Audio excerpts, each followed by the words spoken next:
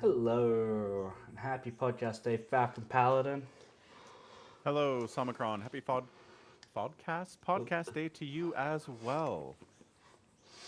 I don't know what a podcast is, but I'll try to make it a thing here, and Okay, right. uh, so I'm not as embarrassed by saying podcast. Just the first You know, person to say it, and it took off, and now it's a thing. when you get older, you start stumbling over your words more and more. It's okay. We're here. We understand. It's a human thing. You don't have to be embarrassed and try to invent a meaning for it. It makes me feel better though. All Okay. right, but yeah, happy podcast to you as well. We have some stuff to talk about today. We got some animes, we have some Warhammers, we have all sorts of fun things on the docket. We have so much to talk about. Yes. Okay, So what what do do you we want want to to do do first? first here? Uh, I asked first. Beetlejuice. Beetlejuice. Okay, Beetlejuice. great. Yeah. Let's see. Yeah. So, Beetlejuice. yep. Just get So that out of Beetlejuice came out. It's a sequel to the original Beetlejuice film from the 80s, early there. 90s. I want When to did say it that was come out? 89. Yeah, Yeah, I think so. right Sounds on the right. border. Mm-hmm. So we were like, should we watch Beetlejuice? And we said, maybe we should watch Beetlejuice first Mm-hmm. And then we because came we'd out of heard a that. few. Yeah, we, we watched that and came out of it going, I don't really care about seeing the second one. But somehow we both ended up watching it anyway. Uh, Yeah, exactly. Had some. I had a friend who was like, "I'd like to see that movie," and I'm like, "Well, all right, I guess we'll mm-hmm. go see it." So went and saw it, and then I told Somicron that I saw it, and he was like, "Well, I guess I should see it too. We can talk about it on the podcast." I guess so. Yep. Yeah. So, I, in general, I think the thing about the first movie is I called it just more of a showcase of special effects. A lot of it is Tim Burton kind of showing off what he can do with practical effects and some early Mm-hmm. CGI at the time. And look at these cool monster creations we have and how neat they look, right? Sure. And the plot was of less relevance. The characters were of less relevance. Mm-hmm. There And is plot work and there is character work, but I don't think sure. it was as important to him as making sure that it looked and did the visual things he wanted it to do. Right. I think the world he wanted to build was a visual one rather than a narrative one. And so it's a Yeah. lot of like, well, we need characters to fall into this sand pit somewhere so I can show off this giant snake that I invented, right? Rather than Yeah. anything else. It's visual vibes is what a movie is. I think what we narrowed it down to. And that's a lot of what Tim Burton's catalog is. A Mm-hmm. lot of it is you go to a Tim Burton film and you're like, this looks and feels and sounds like a Tim Burton movie. Yeah. And Yeah. you're never like, man, that plot, I didn't see that twist coming in the third act at all, right? That's never what really happens in his movies. Right. And he doesn't want to. He's not trying to do it. So, Mm-hmm. like, hats off to him. He does what he's good at, and he's been successful for the most part. So, Yeah. yeah. So Beetlejuice is a direct sequel. It takes place 15 years after the first Beetlejuice events happened, Mm-hmm. and it's a continuation. Like Lydia in the first movie, the daughter character played by a young Winona Ryder can see ghosts, can see Mm-hmm. dead people, Mm-hmm. and they're like, well, I mean, you could have chosen to be like, she lost that ability, she can't do it anymore, right? But they instead chose to be like, she can still see ghosts. She can Mm-hmm. still see dead people. Mm-hmm. Most people don't believe her. Like most people in her life are like, "Meh," like that's a lie. But we'll play along because we want Well, your money or we want your I approval or whatever. I feel like there's one person who definitely doesn't believe her. Well, two if you include her daughter. Yeah, I feel like everyone else around her is really just one more person, and that's her stepmother, who does believe her at this point, I think, and is just like accepted it and is like, yeah, it's weird, it's crazy. She can see ghosts. Ghosts are real. I'm still a self-obsessed artist lady. yeah, yeah. I'm gonna focus on my art, Right. and you do your thing over here. I don't care. Yeah, Right. But she has a TV show where she goes ghost hunting, and sure, like every ghost TV show, it's going to present it through the lens of a TV camera, and that's immediately going to be have some people go, "That's just not real." So there are like it right. is presented as like the general public maybe doesn't still quite believe her, especially with like her daughter being like, "Well, you can see every ghost you want for your shitty TV show, except for the one that matters to her," right? Like it's I don't Right. know. She hasn't managed to turn the entire world into ghost believers. Correct. Like that And is also not part of the world building. Yeah, yeah. Yeah. And her daughter, played by Jenna Ortega, is at a boarding school, and the other students there seem to like make fun of her because her mom can see ghosts. Right? They don't believe it either. They're making Right. fun of her about it. So yeah, I think you're right. I think there is probably a dedicated group of people that believe that Lydia can see ghosts and believes her, and they watch her TV show, and they are sincerely into this. But I think the world at large is like, you're crazy. Right. But we're all crazy a little bit, so do your thing. Right. Yeah. That was kind of fun. So yeah, so she's got a TV show. It starts with her talking to a couple that's like, our house is haunted. We must bring Lydia, the ghost expert, to see what's going on. And as she's in the process of showing the film and the video that she took in the people's house and revealing what's going on there, she thinks she sees Beetlejuice in the audience. Right. And she's been horribly traumatized by the Beetlejuice experience from 15 years ago, which, understandably so, Yeah. Yeah. on board with that. She almost got married to an undead bioexorcist. Chaos Goblin, like, it he's is- not even really a person. It is still unclear what he gets out of that transaction of being a bioexorcist. Yeah. Like, does he need money? He has an office space. Is there afterlife rent money that he owes? Right. I don't know. So his entire motivation in the first film is to marry Lydia, because he's like, this 14-year-old is hot, which, again, problematic overtones there, Beetlejuice. Yeah, right. So a that's little what weird. he wants. He just wants to marry Lydia. So he'll do the work in exchange for marrying this literal child. Right. But other bioexorcisms he does, does he just take cash? Does he get paid in whatever money is in the afterlife? Sandworm scales? Like, who knows? Couldn't tell you. Yeah. I mean, the world build is visual vibes. Like, there's not a lot of actual depth to it. We do see in this movie a man working as janitorial staff. What's he paid as? Paid in. Like, for some reason, people need jobs, but also some of them can just go haunt a place and live there. Yeah. I don't know that it's people need jobs. I think it's that there's a bureaucracy in the afterlife that is needed to process everyone who dies. And certain dead folk get that job. And they say in the first movie, those who commit suicide are the ones that end up in this bureaucracy on the other end. Right. And they continue with that joke to where, except, hold on, do they? William Defoe. Yeah. Uh-huh. Defoe and Jenna Ortega's dad. Like, he's working in the...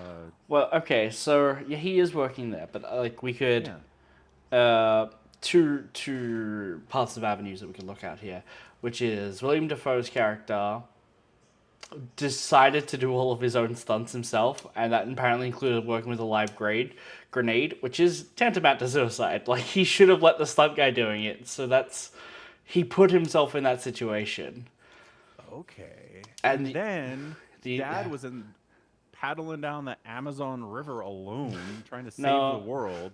I think he was an environmental activist who was taking a big ship somewhere and decided to pull some like levers, stop the ship, sank it, died in the process. Oh, or that. Okay. Yeah, that would be more along the lines of what we're looking at here. Maybe maybe they are continuing the theme. He's an eco-terrorist who sunk the Evergreen or something, the Evergiven. Yeah, some like oil cruiser he managed to sneak his way onto. Yeah. Right. So I think, again, I don't think Tim Burton has ever asked this question, but I think most people who die just kind of end up like Alec Baldwin and Gina Davis in the first movie. They're just like, bleh, we're here now. What do we do? And there's a book that explains how things work, kind of. Right. That's it. That's all you get, right? But then, if you're a suicide, they dump you in the bureaucracy that processes everybody who dies, who needs to move on to the great beyond. Which I guess that happens. You get to hang out for a while, and then you get bored, or you progress to the point where you can move to the next stage of the afterlife. I don't know. Again, I don't know. it's a vibe more than anything else. like they did say, oh, like what happened to the people that lived in the attic, and Winona Ryder's like, oh, we found a loophole and they got to move on. Right. What does that mean? No idea. Nothing. Don't know. That Not was gonna them address saying it at all. we couldn't get Alec Baldwin or Gina Davis back for this movie. Yeah. Also, they wouldn't have aged, so that would have been weird. Right. So we're just out on them. Yeah.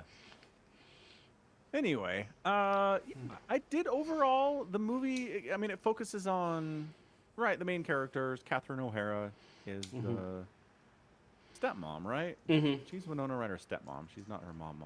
Although functionally, anyway. Yeah. So like her art career. Lydia's trying to figure out why she keeps seeing Beetlejuice everywhere. And then the thing that brings them all together is that Catherine O'Hara's husband dies by getting chomped in half by a shark. Yes. After surviving a plane crash, flying back from bird watching, which suddenly, when they in the first Beetlejuice movie, when they moved into that house, that was the one room he refused to decorate into his wife's very shitty Art Deco style. And bird watching was Alec Baldwin's hobby, and he just kind of picked that up and made it his own. He was like, a book on birds? How interesting. I'll make this my whole personality. Right. Yeah. So I just think it's very weird. Well, maybe not weird. It's maybe intentional that he wanted these people to be so thin and like self-centered that he like moves into a dead guy's home, and is like, sure, I'll pick up that guy's hobbies. Like he was looking for a way to relax, and bird watching will do that. So I guess it's good enough. But like, yeah, and I mean, as far as I can tell, his character was a big Wall Street guy, and I'm sure he was just working 18 hours a day. I think he was real estate or a doctor, maybe. I don't know. Whatever it was, he was working too much, and I don't think he had any hobbies. And so he moves out to Nowheresville, Connecticut, buys a home with the intent of relaxing, doesn't bring any hobbies with him, and yeah. So there we go. There's a book. There's a book about birds. There are some bird models here. Let's do this. This looks great, and it worked out. Yep. Anywho, so and the reason his actor's not in the movie, his character is portrayed by claymation and by a model of someone who's been half-eaten by a shark and is walking around like they don't know they've been half-eaten by a shark. Yeah, There's not a face there. It's really kind of morbid with the I don't know, the throat pipe sticking up so he can still talk. It like squeezes and bends every time he talks. And it's like, okay, you do need lips and a tongue to make some of these words. Like, yeah, exactly. Again, this show does not care about any of this stuff. No. The reason that actor's not back is because that dude got busted for child porn about 10 years ago and is in prison. Okay. So they were like, we need the character to kind of exist in this continuation, but we don't want to back him, so how do we do this? They were like, eaten by a shark and some claymation stuff at the beginning. That's all we're going to do. Yeah. Fair enough. That's a good reason for it, I suppose. I did not know that. Yeah, you were like, why did they just bring the guy back? They got everyone else that they could, but not this guy. They went with clay for this guy. I don't get it. Yep. Okay, that makes sense. Yeah, pretty terrible story. Anywho. Right, so he dies, and that brings everybody back. They pull Jenna Ortega out of school. Lydia comes back. They're all together. Lydia's still freaking out because she keeps seeing Beetlejuice and is not sure what to do about it. Right. She's dating her boss, which is never a good idea. Don't ever date your boss, people. No, it's usually bad. Usually ends poorly for everyone involved. Yeah. So his whole thing is that he doesn't actually believe in the supernatural. He doesn't believe that Lydia has the abilities that she does, but he sees that her TV show is really profitable and wants to keep the gravy train rolling. So let's do this thing. Yep. Yeah. So what kind of gets it all kickstarted is that they all go back to the old house. They're going to empty it out and sell it because really it was Dad's house, right? Nobody else has really any attachments to this thing. which is kind of strange that Lydia just doesn't. Uh-huh. I feel like the first movie would have been very formative for her as a child. Um, being the center In of a it. negative way? Yes. No, no, in a very positive way. Because after that, we're left on a very happy note with the two ghosts raising her, and Uh, like she would have had a lifetime of really happy memories there afterwards. that's true. But she kind of just doesn't give a shit about the house. No, and she even recreated the attic of the house with the model of town that Alec Baldwin had built on the set of her TV show. Yeah, So you're right. So she has a connection to the house on some level, but they're like, we're going to empty the house and sell it. And she's like, sweet, go for it. She does not have any objection. right. But what gets kickstarted is they go up in the attic. She finds a flyer advertising Beetlejuice's services and is like, what the fuck is this? Like, Right. and I was like that when it showed up. I'm like, how is a flyer in the attic for Beetlejuice? The flies in the first movie. Yeah, I know, but how, like, in the years since They we never. didn't Maybe they didn't clear get rid the of it. house of any indication that Beetlejuice exists? Come on. I don't know. Maybe they left the attic as a safe space for the ghosts and let them never go up there without invitation. You know. Yeah, but you don't think Alec Baldwin and Gina Davis would have been like, Beetlejuice sucks. Like, let's get rid of his flyers and any indication that he's around. I He don't did know. save him, I guess. So maybe they have more positive emotions about him than Lydia Maybe. does. Maybe. Maybe, yeah. Anywho, so Lydia shows it to her boyfriend, and she's like, "Don't say his name. Like, this dude's real. Like, I can see ghosts. I know the afterlife is real. This dude's real, and we don't want to see him." And the guy's like, "Let's break through this wall real quick." Right. Oh god. That guy. Beetlejuice, Beetlejuice, Beetlejuice, and I'm like, "Dude, no!" It's great. It's a great moment. There is a kind of like suspense in the first one where it's like, oh, are they gonna say it? Are they gonna say it? And this one's like, oh, this guy's just like, huh? Don't say it 3 times. Don't mind if I do. Yeah. Let me immediately break this rule you told me about. Yeah.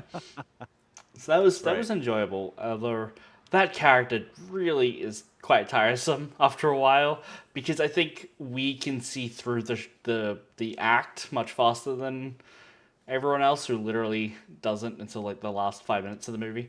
Yeah, I mean, they don't. Neither Jenna Ortega or Catherine O'Hara want Lydia to marry him. So, I mean, there is some pushback there. Sure. But you're right. They don't think that he's that. Yeah, so they get sucked in. They meet Beetlejuice. She apparently knows that if she says home 3 times in a row and clicks her heels and Yeah. can go back to That Kansas, gets like, them out of it. Again, nothing about that in the first movie. There are no No. rules involving that at all. Like, the only rules in the first movie are if you say Beetlejuice 3 times, you summon him. If you say Beetlejuice 3 times again, you send him back. That's right. it. That's all that happens. Uh-huh. Right. So that happened, and I was a little bit confused, but whatever. Story needed to happen, so hey.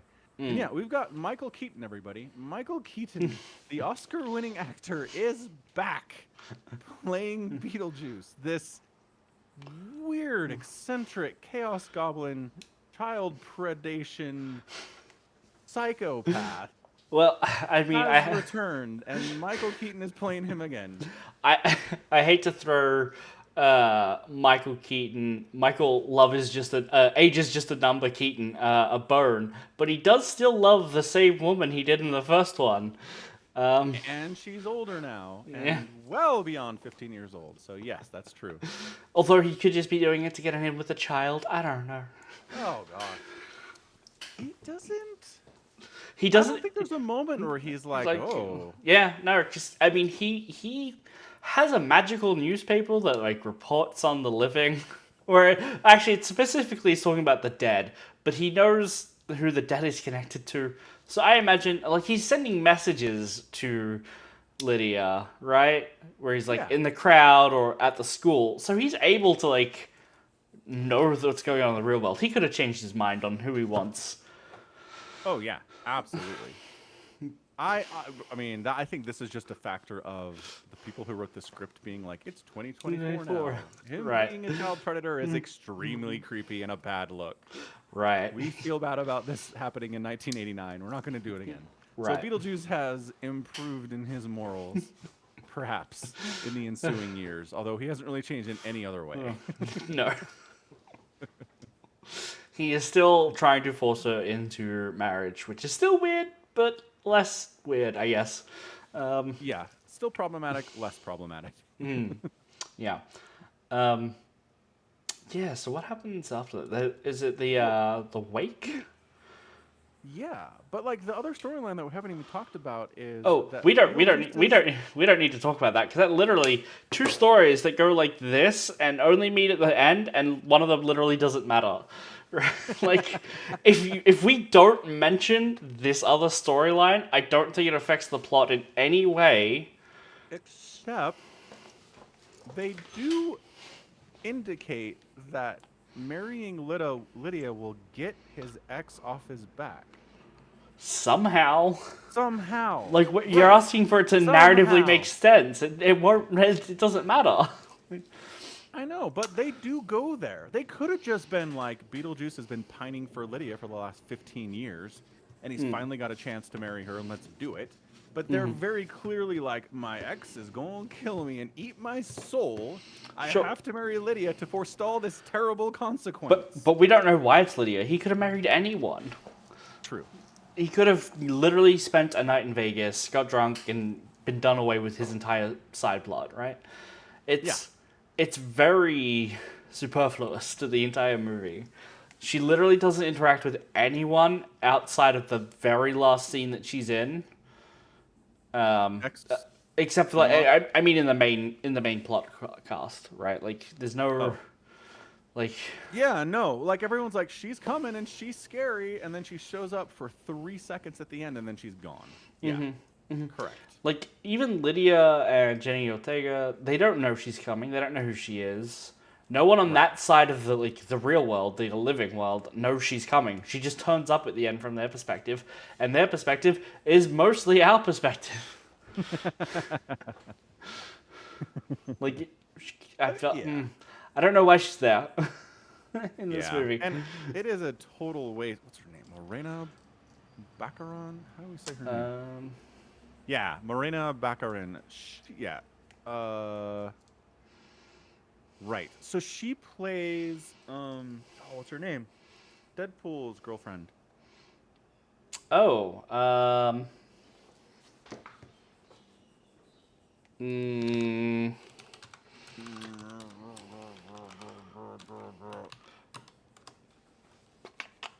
Vanessa. Vanessa. So she plays Vanessa in the Deadpool films. Uh-huh. And she plays a pretty big character on Firefly. Uh-huh. She's really great there. Yeah, she's really great there. I like her a lot there. But she hasn't had the greatest career. But still, it's a total waste of her. Because, yeah, she doesn't... She gets a couple scenes to kind of chew the scenery and, like, be big and evil and bad. Is that her? I'm looking at her. Not her. I don't think that's her. Oh, who is it? Because I'm looking at her filmography on Wikipedia, and it's not her. That's even worse. Okay. It is Monica Bellucci. Oh, it's a Monica. Dude, come on. Those names are similar. Sure. Monica Bellucci. Okay, so what's Monica Bellucci done? A lot. Okay. So she has a better resume than She is a Morena does. She has been working since ages ago. Well, actually, I mean, I say ages ago. Looks like all of her stuff starts at 1991, but I mean, she has a very huge list of works. She also was a model so for a she while. She looks does like theater. a fashion model turned actor. Uh-huh. Yeah, so like a ton of Italian movies, but I don't know if she's done a lot of American movies. She was in The Sorcerer's Apprentice. Oh. Wait, what's that? That's the Nick Cage magician film. Okay. She was in Brothers Grimm. She's in an Australian comedy horror film called Necrotronic, playing a necromancer and a demonic soul eater. Hey, it's the same character. She's in Matrix Reloaded and Matrix Revolutions as Persephone. Oh, dang. Okay. So that's a while ago. Mm-hmm. It was Yeah. 2003. Yeah. Right. Anyway, as I was saying, Monica Bellucci's in this movie, and she's Mm-hmm. kind of wasted. Kind of. Yeah. Yeah. I mean, she's entirely wasted if you wanted someone to act in anything with story. If you just wanted Goth Mummy to show up, she's nailing it, right? Like, That's true. That's true. If you just want the visuals, she's pretty great at that. uh Dude, that scene where she's introduced and all, she's been chopped up and put into different crates, and then has to like date and like staple herself back together. It's so good. Like Yeah. that's a really fun scene. It Yeah, is, that's yeah. Tim Burton at his best. Mm-hmm. It's kind of creepy and gross and fun, and that's Tim Burton. That's what he is in a nutshell. Telling a very uncomplicated story, puts it in many boxes, staples themselves back together. It's Right. classic. It's a very simple story. Can't go wrong with it. He did an excellent job, and then put it in a movie with story that doesn't matter. Yes. Bingo. Yeah, and I mean we got some Beetlejuice backstory too, which I thought was interesting, but again, unnecessary. Like I don't think we really needed to know that Beetlejuice was a grave robber when he was alive No. and got tied up with some blood cult, and that's how he ended up dying, and that's where how he got to where he is today. Like that was not something we needed. I thought it was kind of interesting. Do They we didn't go too deep into it either, though. You know what I mean? do we think Beetlejuice is a reliable narrator here for his backstory? Oh. Oh. Because think about it, only he knows why Vanessa is coming to kill him. Yes. And he's like, oh no, she's secretly a soul sucker and like She wants married me under false pretenses and was pretenses. going to eat my soul. Oh no, Right, I'm a but- victim here. Yeah. Do we believe him? That's a good point. That is a great point. You'd think he'd portray himself as a little bit of a more upstanding citizen if he was trying to like lie to us about what happened, right? Well, but we know who he is. He needs to make it believable. I guess if he was like, I was the mayor of Rome, we'd be like, I don't think I so. don't know, man. Fair point. So yeah, we don't really have to talk about that thing at all until the very end anyway, but Nope. yeah. So then the other storyline is Jenna Ortega being stuck in small town Connecticut, bored out of her mind for her father's funeral, Uh-huh. wandering around town on her bike, Mm-hmm. almost dying like 3 times, then hitting a tree at Mach 3 and being all right. So that was nice. Yeah. No, No nothing helmet. on you. No, she's Yeah. fine. Not a scratch on her face. She's totally fine. I like the idea that the rest of the movie from there is her dream is she's comatose on the ground, and like there's a cut of this movie where she just wakes up in hospital. Yeah, she wakes up in hospital, goes to her dad's funeral, goes back to school, nothing changes. Right. Yeah. That would be fun. And has a meet cute with a boy who's up in a treehouse. Uh-huh. Which,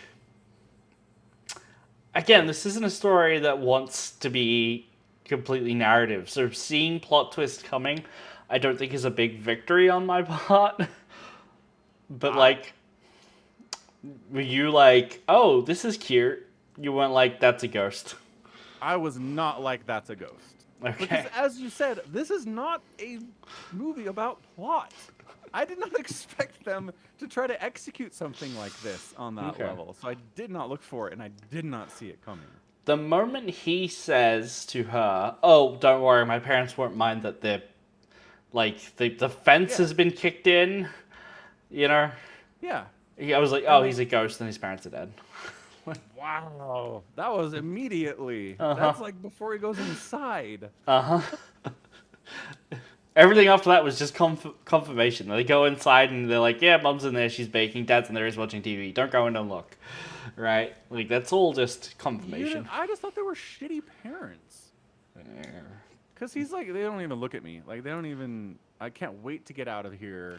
Like, I'm neglected. My parents don't care about me at all. Like, I think that worked for me. Yeah, I don't know. I just feel like you could just leave. Like, if they really don't care, you could just leave, and I don't see how that would be worse, kid. Yeah, and that's part of the thing. He looks like he's about 18. So, Yeah, yeah. yeah, he wasn't exactly stuck at that age, right? Mm-hmm, mm-hmm. Hmm. And then he's super into retro stuff. He's got a ton of records up Yeah. in his room. Which, how does he get them? Or have they just Yeah. always been there? Is that I room real? Yeah. I mean, I guess maybe the answer is they were just always there, Hmm. right? Yeah, that's possible. What's the timeline on this? Uh, How long ago did he die? I don't remember what they said. yeah, I don't know.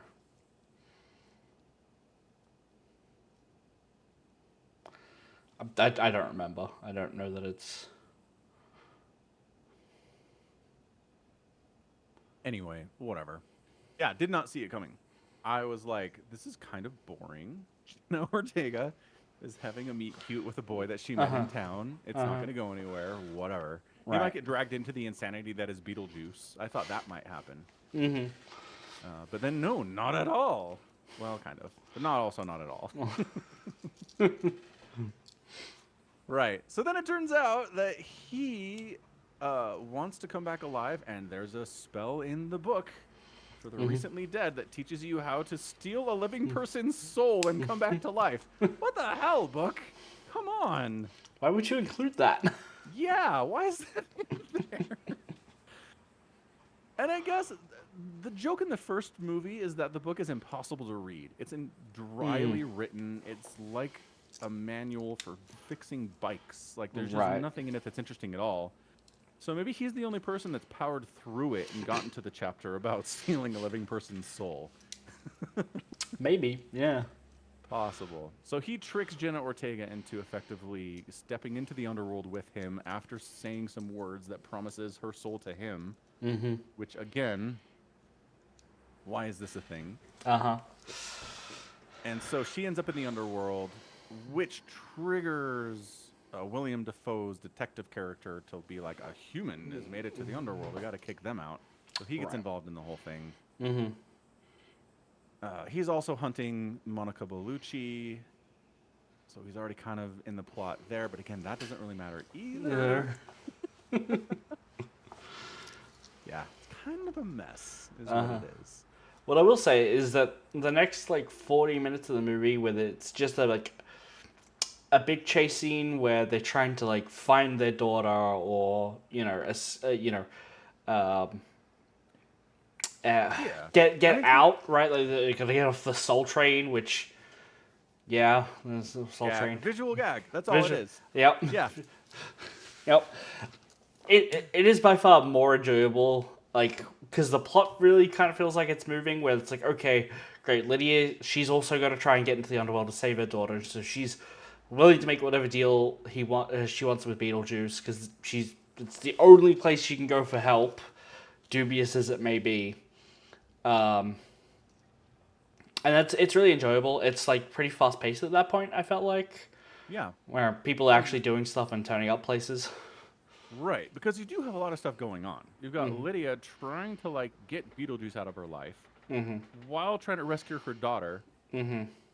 While trying, and then basically discovering that her ex-husband is down there. And that's a whole part of that's a whole thing too. Yeah. So yeah, it's definitely chaotic. There's chases happening. There are, again, a lot of visual gags happening. A lot of scenes where it's just like, hey, look at this dude we put in makeup, and he got electrocuted by electric eels. Check this out, Right. Yeah, just having a lot of fun with it. So,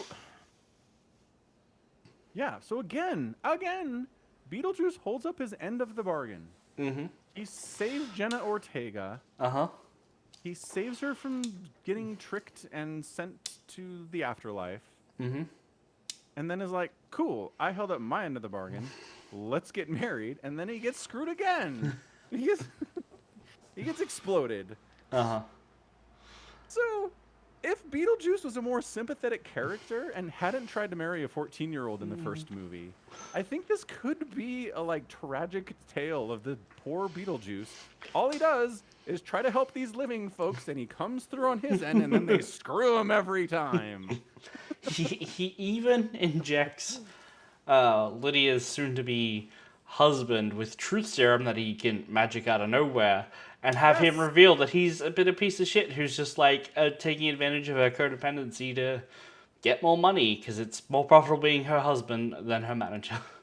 right. He didn't have to do that. Uh, Why do you do that?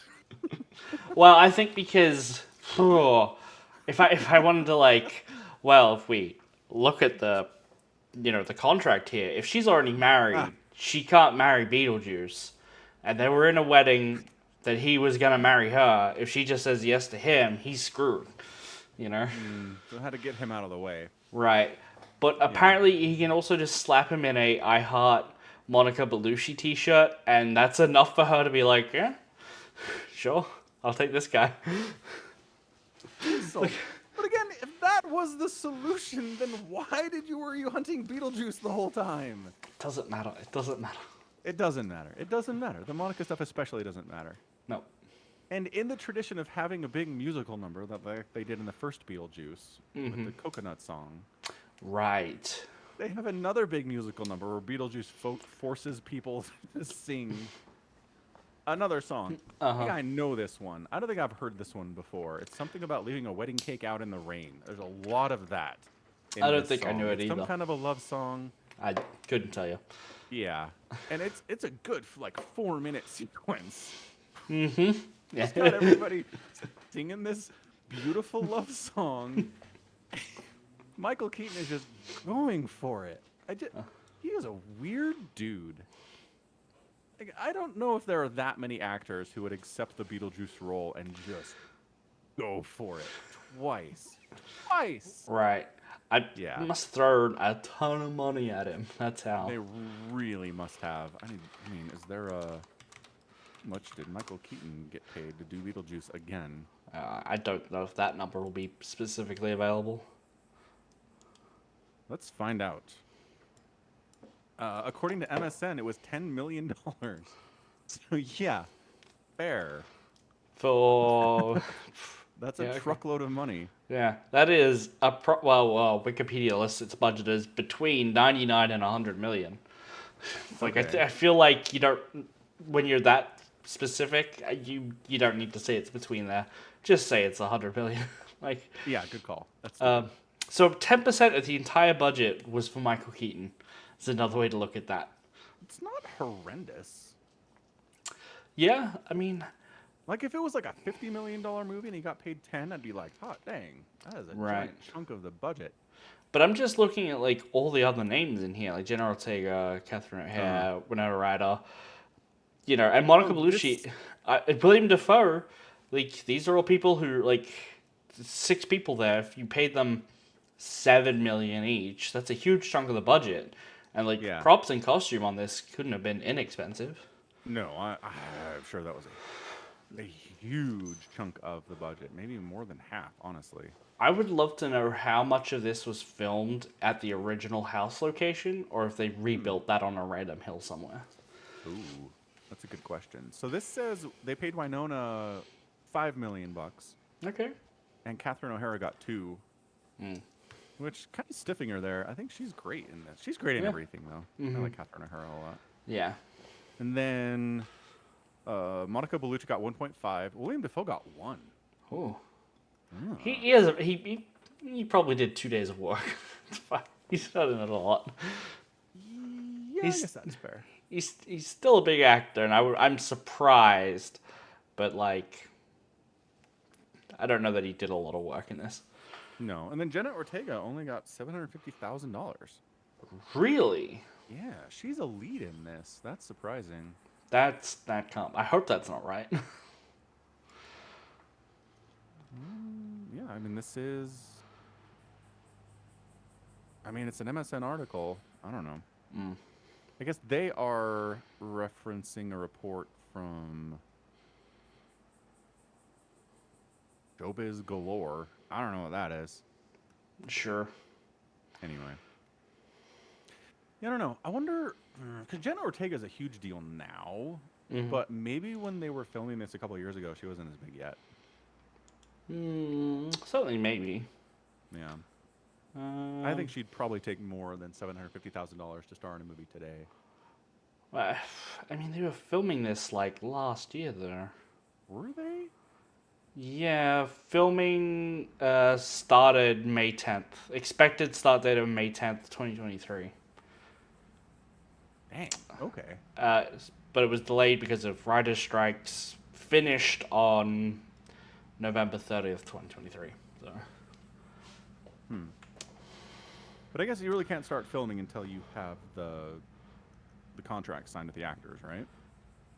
Certainly, yeah. So they're probably negotiating before that. Oh, undoubtedly. Yeah. Yeah, who knows? Yeah, made $370 million box office. It's pretty good. Hmm. It's more than double, which is kind of what we're looking for here these days. So Sure. nice. Jenna Ortega's been in 2 music videos. Huh. Yep. No She's not singing, she's in the video. All right. Jenna Man, Ortega's in Iron Man 3? I do not remember that at all. Well, Jenna Ortega is like a child, right, in this movie. She's not very old. That Right. movie was 10 years ago, so she would have been a literal child then. Is Iron Man 3 the one where he crashes in that town and there's that kid who's like, my dad left? Mm-hmm. Oh. Yeah. So what is she doing in that? She is the vice president's daughter. Ah, okay. So she's not involved in the town. No. I said she was in the movie. You're the one who asked if the movie was one with the town. Right. That's true. It was apparently her first film role, though. It's pretty good. Iron Man movie, not a bad place to start. It's not a great Iron Man movie, but whatever. I mean, I was going to say it's top 3, but there's only 3.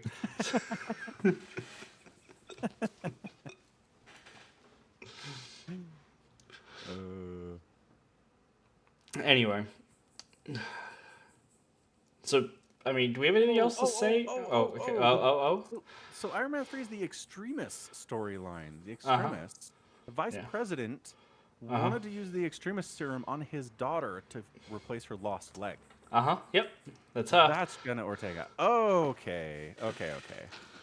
So she has some plot relevance. I thought she was just a background character. I think she actually has a line as well, where she's like being read a book or something by the vice president, and the vice president gets a phone call, and she's like, "Daddy, no, don't you? I don't want you to work on Christmas Eve or when this is something like that." I don't know. It's been a while since I've seen that movie, but like, yeah. Yeah. And I never rewatched it, so No. that's fun. All right. So anyway, at the end of the day, Beetlejuice totally saves the day, gets shafted, kicked back to the underworld, and everyone lives happily ever after. Oh, Catherine O'Hara. She dies, but it's really funny. It's so funny. She gets the idea that the ancient pharaohs, after they died, their wives would cover themselves in snakes. Asps. Yeah, for tradition and to show their faithfulness and devotedness to their departed spouse. And so she's like, I can do that. So she gets these poisonous snakes, which were supposed Especially to be defanged and devenomed. And she's at her late husband's grave, trying to be all pretentious and filming the whole thing, obviously. Can I just say, it's really poor taste that he gets eaten by a shark and they turn his tombstone into a shark fin.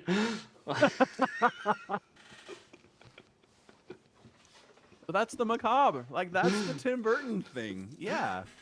I don't know that that's the Tim Burton thing. I think that's him being like, look at how pretentious and artsy this lady is, trying to be macabre and absolutely not nailing it.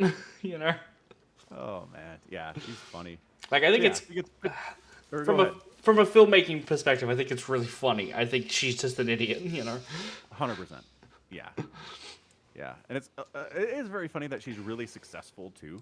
Because in the original Beetlejuice film, she's trying to make this thing work, but she doesn't seem like she's having very much success with it. And then by the time the second movie happens, she's like got huge exhibits in New York City and stuff. So anyway, that's funny. So then she intentionally puts some snakes on her, and they bite her, and she immediately dies. Nice. Yeah. So she's dead. That's something that happens in this movie. There is a very funny moment where she's talking with, I don't know, is it Lydia or Jenny Ortega? And she's like, "Oh, you're dead." And like, "Yeah, you're dead." And I'm like, "Well, the value of all your art just went up." And she's like, "Oh." He's like, good point. Yeah. So that's about it. I think we just end the story with. No, I think Lydia gonna still do her TV show. No, she wraps it up, doesn't she? You're right. They do show that. That is right. And they have this little fake montage where she's dreaming, sleeping in a bed, and like, I wrapped up the TV show, and then I went on like holiday vacation with my daughter, and we went all around the world, and she fell in love and got married and had kids, and the kid was Beetlejuice's son. Yeah, infant Beetlejuice. Which we didn't mention that, but when Beetlejuice first shows up in this film, Right. basically has Lydia give birth to a miniature version of him. It is some serious body horror, man. It is. That is some scary stuff. Really gross and really worrying. Yeah. Yeah, Lydia's got some scarring here for sure. Uh-huh. Yeah, and so then she dreams that her daughter has a child, and it's baby Beetlejuice, and he kills the doctors, and like, okay. Hey, it's a little Chucky horror show. It is. 100%. Yeah. So, I don't know. So, overall, it's basically the same thing as what the original Beetlejuice was, which is a lot of people said that. They're like, if you like the original Beetlejuice, you'll probably like the sequel. I do think it was just more focused. I think there's less kind of dithering around than there is in the first movie. Right. I'm not sure if that's just a function of 1989 filmmaking versus 2023 filmmaking, right? Right. We just have less patience as a movie-going audience today for... I think it's a function that the world is already kind of set up, and you're going in with the pretense that we're going to go re-see stuff rather than, hey, look at all this new stuff. Yeah, that makes sense. That would be my opinion on that. So yeah, I laughed. I had a pretty good time with it. Yeah, I enjoyed myself. Yeah, I don't regret spending $8 on a ticket. So I don't remember. I don't regret spending $25 on a ticket and $25 on popcorn and drink. not $25 for a ticket. Really? Yeah. Because I had this conversation with Aki. Because Aki, at the end of the last podcast, or maybe the one before that, offered to pay for us to go. So when I told her that I was going, she was like, "How much do I owe you?" So I had this conversation. $17.12 American as of a couple days ago. Gross. Yeah. So gross. And it's probably 17 on the weekends in like Los Angeles or San Francisco or New York or something. Yeah. But if you go at 2 p.m. on a Thursday, it's $8. So I went at 10 a.m. on a Friday. Yeah, I don't like that at all. Anywho. Yeah. All right. So yeah, Beetlejuice. Beetlejuice. Pretty worth good. a watch. Pretty good. Yeah. All right. Do we talk about the other movie we watched this week? Sure. Transformers. I also More watched than it. meets the eye. That's the one. So this is the movie we didn't plan on watching for the podcast, but you said you saw it, so I went and watched it without telling you. So I've seen it. Excellent. Glad to hear it. Yeah, I was telling my brother the other day. I mean, he's like 20 years younger than I am, so he's... Anyway, I was just saying it's weird to see my childhood, like, repackaged and thrown at me constantly as an adult.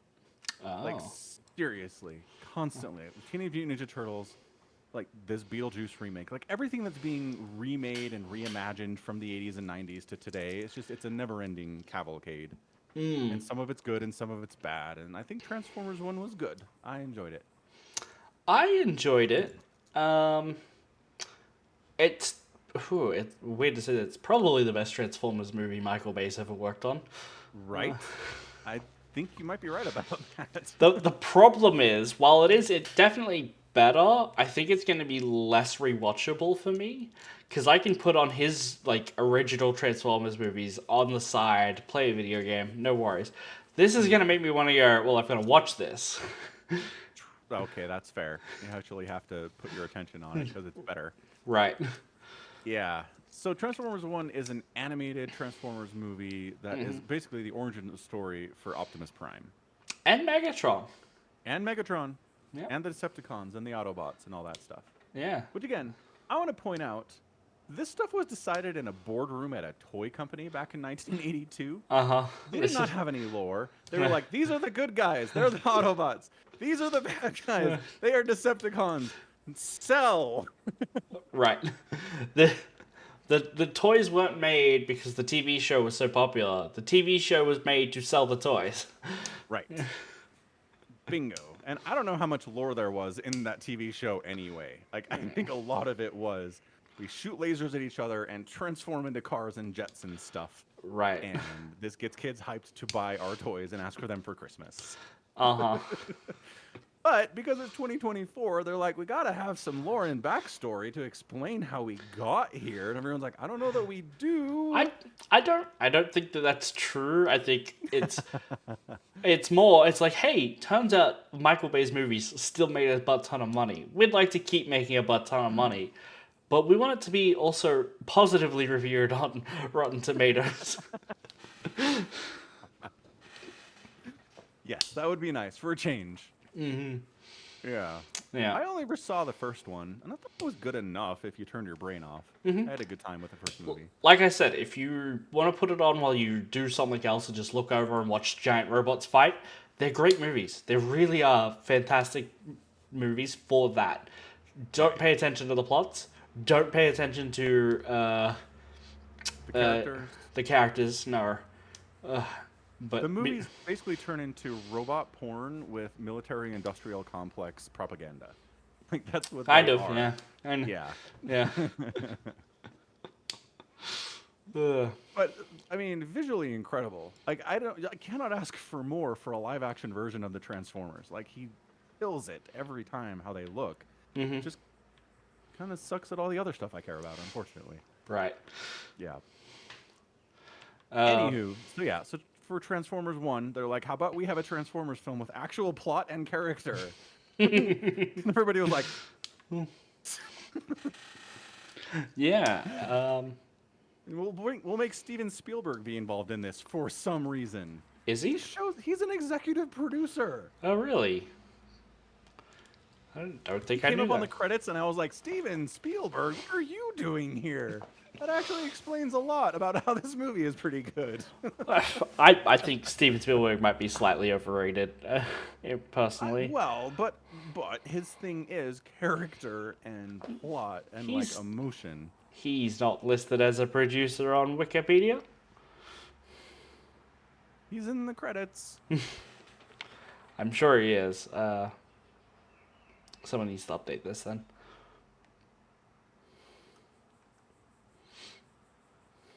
Yeah, there you go. Steven Spielberg Development in the Wikipedia page. under development. In 2015, Paramount Pictures tasked Kiva Goldsman to work on with Michael Bay and executive producer Steven Spielberg to set up a writer's room to create an idea for future Transformers films. So the way this sentence is written, it looks like Paramount Pictures tasked one of their executive producers, Steven Spielberg, to do a thing in vaguely relation to Transformers films. Not he was an executive producer for a Transformer film. He's listed as an executive producer on the Transformers 1 movie. Now look, the term producer is squishy. Like, it can mean anything. It can mean you were involved every day. You made decisions about what scenes were in there, what storylines were made.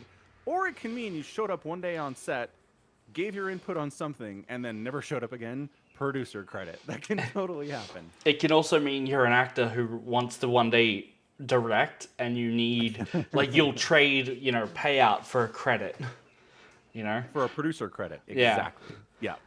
I mean, that's not what's happening with Steven Spielberg, but No, but what I will say is Steven Spielberg did Ready Player One, and Correct. I Correct. don't think that's a very good movie. That is true. They can't all be winners. No. His resume is pretty amazing, though. Anyway, The rest of it's pretty good. yeah. Except for E.T., that was shit. Ooh, E.T. is a classic. How dare you? I mean, I gotta say, I'm a big fan of this Crystal Skull movie, though. Whew. What about other Indiana Jones movies? How dare you pick and choose? I haven't seen them. They're mostly great. Haven't seen them. Maybe you should one day. Maybe. You've only seen Kingdom of the Crystal Skull and you haven't seen the other ones? Okay, that's actually interesting. Yeah. I mean, I could see how that turned you off on the franchise. It makes total sense. I mean, I have tried watching the first one, and I think I fell asleep at some point. Like, it didn't grab me. It didn't grab me. That's all. Again, it's older. Again, Indiana Jones starts out with him in a college classroom. In a stuffy college classroom teaching kids about history and archaeology for like 15 minutes. Like, it is not interested in getting started at all because that's what we did in the 80s with our movies. It might be a 70s movie, actually. Original Indiana Jones might be like 79 or something. Hold on. I literally have his filmography open. Oh, good. Raiders of the Lost Ark, is that the first one? I think that's the first one. 81. 81. Okay. It actually wasn't called Indiana Jones and the Raiders of the Lost Ark. It was just called Raiders of the Lost Ark. Yeah. Fair enough. He didn't write that movie. Interesting. Directed? He just directed. He didn't even produce. Oof. Oh, couldn't get a producer credit on that one. No. I think director probably matters more. Maybe. Anyway, back to the Transformers 1. Right. Right. So DreamWorks made it. The animation, I think, is fantastic. I think it's really, really well done. It is really good. I didn't have any complaints with how anything looked like that. When I was in the theater, though, we were at an extreme screen, and so it's just slightly wider and bigger than normal. But in the middle of the frame was like a square where a normal sized theater would have about its borders, and everything was really bright there. It was they'd left something on the lens, like a plate or something, or I don't know. And it was about 15 minutes into the movie until they realized, oh, we need to take that off or get that out of the way. So there was a slightly smaller aspect ratio where everything was at a different brightness, and it was very distracting for about the first 10-15 minutes. That's funny. That is super annoying. Yeah. Yes, that's just my complaint about my local theater. Yeah. Get it together, guys. Yeah. Charging $25 for a ticket, and you can't figure out basic stuff like that. Oh, I think these ones were 30. Charging $30 for a ticket. Horrendous. Yeah. So it looks good. One of the things that I really like too, it's got, all these animated movies have like an all-star voice cast, right? Sure. Got people who have live action voice credits, like Chris Hemsworth. Live action Right. voice credit? Yeah, live action credits. Okay. You know what I mean. If you want to be pedantic, we can be pedantic. Go ahead. I'll wait. I wasn't trying to be pedantic. I was wondering what you meant by a live action voice credit. Is that puppetry? Like, I don't know. Right. Okay, so look, if you're about to say I really liked the voice actors in this, I'm gonna disagree. I could not listen to him without going, okay, that's just Thor. Okay, now that's clearly Chris Hemsworth. Now that's Thor. Now this is Chris Hemsworth. And occasionally I would go, okay, that's Pax Orion, or Ryan Pax, I should say. Right. I did not think he did a very good job. Wow. Okay. He didn't- Because I was gonna say every once in a while I would pick up some Thor in there, but for the most part I didn't get that at all. No, I felt like I picked up every other word. Brian Tyree Henry. He played B? He was Megatron. Oh, Megatron. I mean D16. D16, yeah. No, he was fine, because I don't know who he is. Like, he's not solidified himself as anyone else. It was Megatron, Black Widow, and Thor that was the main cast. How about Keegan-Michael Key as Bumblebee? No, that was fine. Okay, that worked out for you. Yep. Lawrence Fishburne? Yeah, it was Morpheus, Alpha but... Trion? Definitely very Morpheus there. really, really good. Okay, fine. I think they did a good job. Somicron's opinion differs on that, and that's Look. we can roll with it. Mostly it's a kids movie. If you watch kids, I think Mm. they'll do fine. Like I don't think they were bad voice actors. I just think I recognize that voice too synonymously with another role. Mm. Yeah. Fair. Yeah. Fair. Okay. So yeah, the story is of a young Optimus Prime who's not even known as Optimus Prime yet. Like you Nope. said, he is Orion Pax. He will go through more transformations than a Dragon Ball Z character in this movie. Not wrong. In a 90-minute film, he goes through more transformations per minute than anybody in Dragon Ball ever does. Mm-hmm. Correct. So yeah, he's a lowly Energon miner. Mm-hmm. Minor. They definitely use the word bot, like a minor bot, as I don't know if it's like a double pun that it's an minor bot, right? It's a minor because it's little, they're diminutive, right? These are minor bots, Oh. not minor as in with pickaxes, They are with pickaxes. I know, but they definitely talk about them as though, I don't know, like there are minor bots out there doing other stuff, not just mining, because like there's a whole civilization here, and a lot of what we see of the rest of like the city, there aren't minor bots anywhere doing any of the other jobs or roles, and it's like, okay, but if you need an indentured workforce, you need it in more than just the mines. Yeah, Bumblebee's down there sorting trash on level 50. Sure, but They've we got don't other jobs. we don't see them anywhere else. Yeah. Yeah, you're right. It does seem like the only job is miner. Sentinel Prime is talking about how giving everybody a day off from mining. Like he doesn't talk about the people who are selling hot dogs or like Right. running shoe stores. Yeah. Mm-hmm. And like in the opening scene when Orion Pax is like running from the security guards at the archive, he lands on what like is a casino table where they're gambling with Energon, and he just like Yeah. takes some and walks off with it, and they're like, "That's cool, I guess." Like, Right. but it's like, okay, there's enough Energon that they're like high society is gambling with it. Yeah, and if somebody steals some, you're not like, thief, chase him. They're like, whatever, man, you're cool, have it. Right. Yeah. It's. I think it's a little wonky on the world build because like you could, if you were Sentinel Prime, and I'm gonna skip over like a plot summary. I'm just gonna talk about the movie. That's fine. Which is, if you're Sentinel Prime and you like, oh, I have bills to pay for my alien overlords, why are you not instituting crimes and punishment where the punishment is you take out their core, restrict them to being minor bots, and sending them to the mines to go mine? Just does that. He just does that to everyone. Nobody has cogs. Except for all the people that we see who have cogs. Except yes, but percentage-wise, it really doesn't seem like it's that many people that have cogs. I feel like in that first scene where he's running from the archive, there are a lot of people going about their day-to-day business in a normal city-esque environment who just have regular jobs. There's a point where they go and get in a fight through an office building. True. And there's like, okay, so there's office staff. What are they doing to help with the Energon mining? Are they like finance? Yeah, right? Are the miners being paid in something other than Energon? Is it tricky? Do they have like 401ks you're trying to manage? Right. I don't. I mean, we're just going to put this in the box of questions that the showrunners did not ask. No. They do not care. All they care about is that there are miners, they are being oppressed and taken advantage of, their cogs were taken before they came online, and they're being used for evil purposes by Sentinel Prime, the end. That's all we know. Sure, I'm just saying it was one of the thoughts that came out of this where it's like, okay, a little bit of a wonky world build. That's all. Definitely. But yeah, again, I think you're coming this from a position of... You've watched the Michael Bay movies. Right. How much do they go back into the Transformers history here? Some, not a lot. Basically, there was a war on Cybertron.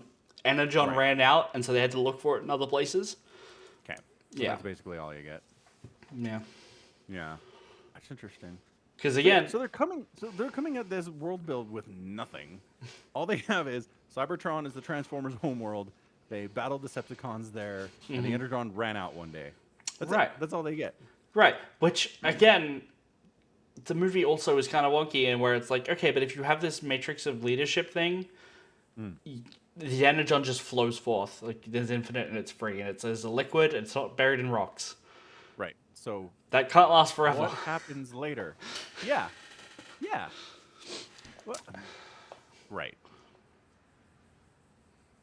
I mean, I don't know. It's not a very interesting story if, like, and then the natural resource of energon was depleted. Now they had to move. Like, that's less interesting than, like, I don't know, there was a war or something and they accidentally destroyed the deposits of energon. You know what I mean? Sure, but the movie is absolutely presenting it as almost like there's infinite energon now. Yeah. Because Yeah. it used to flow, and then they lost the Matrix because the Matrix can only be controlled by a certain dude because the planet's a transformer. A robot who is pure of heart. Yes. Yes.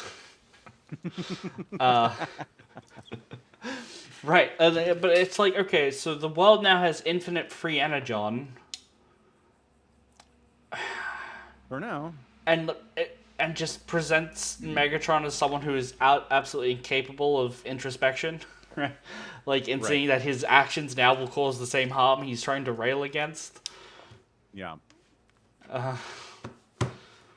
Oh, again, also, I don't know. I really enjoyed the movie. I did take issue that, like, at no point did Optimus ever really sit down with Megatron, like pre-Megatron, and be like, he didn't really have the right to hit you, right? Like, because the way the movie sets it up as Megatron's point of view is that might does equal right, and like when Pax is about to get punched for interrupting Scarlett Johansson getting fired, he stops him and says, "Let me do the honors," and hits him, and then they cut to them like being like, "Ow, it hurts. Yeah, what'd you take out? It was metal." He goes, "Well, he did have the right to hit me because I got in the way," right?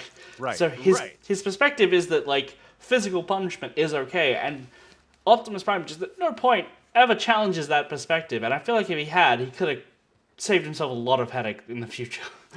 Yeah. No, absolutely. But I mean, the thing is, it's a young Optimus, right? Sure. He's basically a kid. I mean, you can't tell how old the robots are, No. but he's 50 to cycles. be like 18 or 19. You know what I mean? Sure. Like old enough to know what's going on, but not mature enough, hasn't experienced a lot of life, doesn't really know what's going on, you know.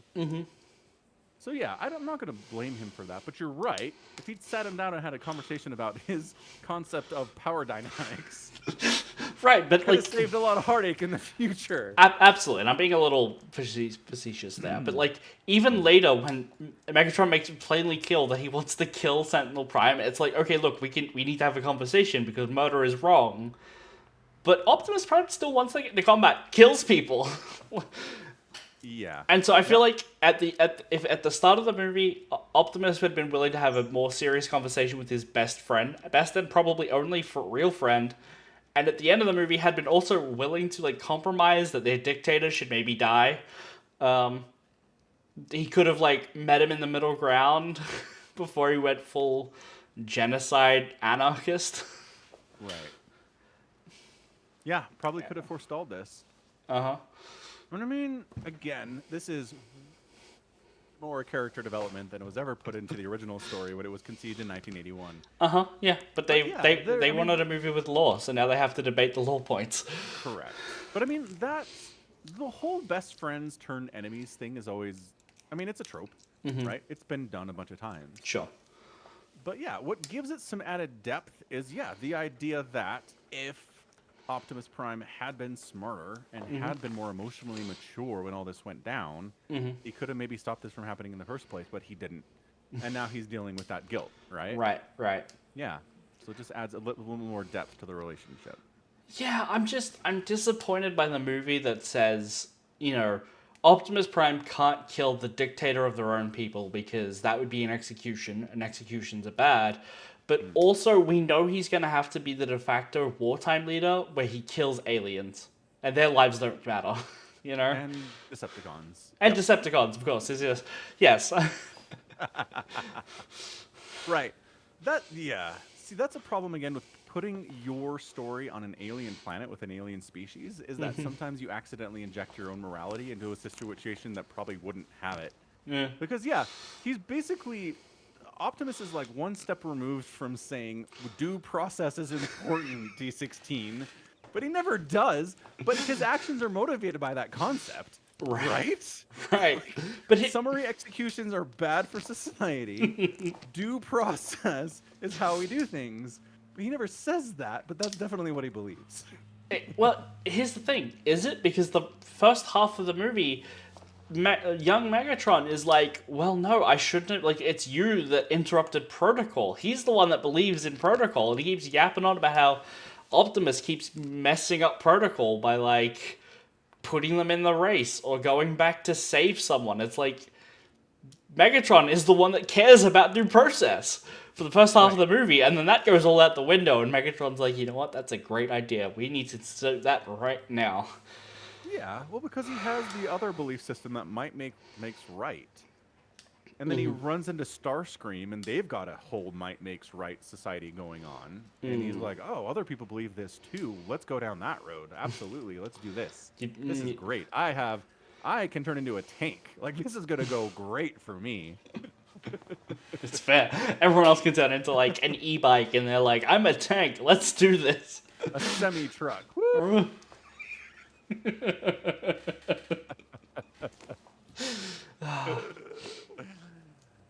So, One of the things I noticed is that when they transform into vehicles, they are animated in a way that they're light. Like they're light and kind of like sketchy on the ground, and they can't take corners very well, and they feel like toys. And that's God, they're intentionally animated this way, right? I would imagine so, yeah. Because traditionally it's big and it's solid, and Optimus Prime as a semi-truck is like heavy, right? But this version is like slipping all over the place and flying through the air, and just it to me more felt like kids playing with a toy than what Michael Bay was trying to do with the realistic transformation. Right. I don't know if that's right, but that's what it felt like to me. Okay, yeah. I can definitely see that. I did think that was a weakness of it when they transformed into a people. That Optimus Prime started feeling a little hollow in the chest, where he was kind of, I don't know, all over the place, like he was moving a little too freely. I feel like his movement should still be somewhat restricted by his form, but he just felt too fluid in that mode, you know? Sure, I can see that. I did really laugh when, at the very start of the movie, and they're like, you don't even have a car. What are you going to do, transform? And he's like, oh yeah, watch this. And he starts going through the thing and he's I laughed every time it showed robots running because it is hilarious. Their arms are swinging and their legs are swinging, and they don't have good traction. It doesn't seem like they're not like they couldn't running. They enter the race and they're just like on foot running with these like F-16s. Very funny, like and very entertaining stuff. Yeah, I like that a lot. Yeah. Oh. Yeah, and then Optimus becomes Optimus because he stops Megatron from executing Sentinel Prime by getting in front of the tank blast. Right, and saving the guy that basically screwed up his entire life. That selfless act. Our planet overlord is like, you're the guy. Nope, you're pushing back. What's going on? My face is pushing back. My face is pushing back.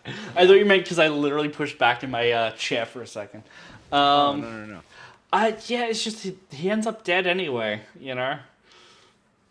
Oh, he does. Yeah. Yeah, he gets torn in half. Which, how do you kill a robot exactly? Cut him up into little bits. I don't know. Because we see some different ways. Like, one gets impaled through his chest with a sword. Sentinel Prime gets ripped in half. Bumblebee cuts a lot of people in half. Right. Yeah. So I don't know. Do they get into that in the movies? How do you kill a robot in the Michael Bay movies? That is an excellent question. Is there any consistency at all? Probably not. No. I'm asking too much for Michael Bay. Yeah. There are robots who get, like, blown up and sunk to the bottom of the Marianas Trench, who then get a tiny little spark of energy on and like, I'm back to life.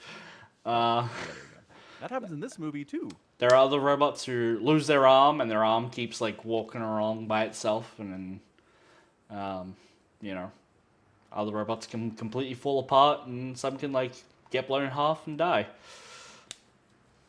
Okay, fair enough. So there are no rules here. No. Yeah. So, okay, so yes, you make the point that Optimus saves Sentinel Prime for about 10 seconds, Right. and that's enough to get him the Optimus Prime title Yeah. and Mantle of Leadership. Wait, what do they call it? The is it the mantle? No, it's the shit. You got me I know! I want to say it's the Mantle of Leadership. something. Oh, leadership matrix. Crap, Matrix of Leadership. It should have Yeah. been more robotic. That's all. The Matrix of Leadership. Yeah, so he gets it. He's in charge. He's big and strong now. And yeah, and like taller. Because I guess that's more part of the Prime thing. But getting a cog seems to add some height to him too. I don't know how this works. Nobody cares. It's fine. It's an easy visual way to tell what's going on. Yeah. Right. Yeah. So I guess they are setting up a sequel because you still have to deal with the alien robots that kicked your asses. And Megatron is still out there. He's not just gonna go away and live peacefully. Is Optimus Right. Prime's plan at the end just to have a crippled Megatron die on the surface to the aliens? Like he knows the I high did not guard. pick up on that. He knows that the guard, the high guard, is that what they're called? Yeah. He knows they're capable of surviving out there. But he knows he's also just like had a bunch of them die, and the rest probably not in great shape. And so he's like, well, executions are bad, but I guess prisons are worse. So you just go live on the surface, Megatron. Bye. Not my problem. Yeah. Because the aliens, the only reason the aliens hadn't destroyed the planet is because Sentinel Prime had been paying them taxes, right? Right. So they show up, Sentinel's not there anymore. There are no trains of Energon, and they just like lay waste to the planet. So this is a problem. I What guess the sequel is for, yeah. I guess if you're really smart and really quick with your industry, you then make a couple of trains. Which also, trains, I mean, the fact that they have vehicles at all is interesting. And that they're autonomous but not people. Right.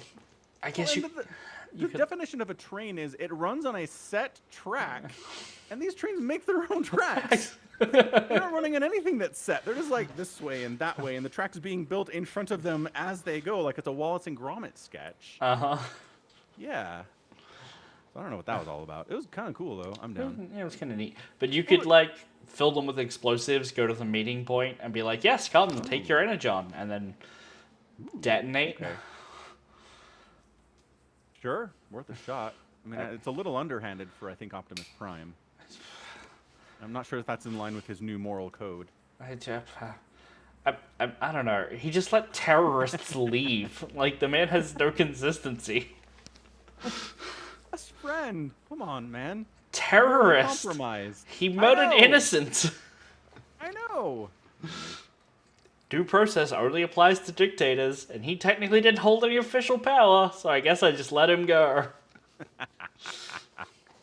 That's not going to come back to bite me in the past, or in the future, or in the past. No. Yeah. Anyway, good stuff. They set it up for more story if they want to. It is not making any money at all. Is it really? Uh-huh. I checked yesterday, and they're at like $20 million. Oh. Please, no, it's good. I know, it's good. Yeah, domestic Box office 29 million. mojo. There it is. Worldwide 71. Oh, okay. 71 worldwide is not bad. It's not bad. Depends on their deals, though. And the budget. What was the Transformers budget? budget is 75. Okay. So they need, again, kind of need to double. So 150 mil would You think they're getting allow there? them to make a sequel. I don't know, man. Because I mean, it's been a few weeks and they're not exactly killing it, are they? A few weeks. I mean, it's been 10 days. Okay, that's close enough to a few weeks. Yeah. Yeah. Oh no. Although it, hang on. Where's my? Yeah, not great. So opening weekend, it looks like it made about $18 million.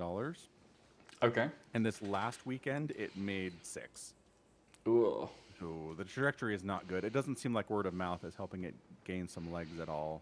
No. I think I wonder if because it's being pitched as like a animated kids movie take on Transformers rather than Michael Bay's kind of more adult version Right. that like there's just so many kids movies out at the minute that we'll skip this one. Yeah, I mean, I've seen people complain about that. The trailer for this movie like takes every single joke and silly moment and puts it in the trailer. So you Oh think the whole really? thing is just like this joke fest nonstop, but it's not taking anything seriously. And the movie's definitely taking a lot of things seriously. So yeah, that's not the greatest marketing, I don't think.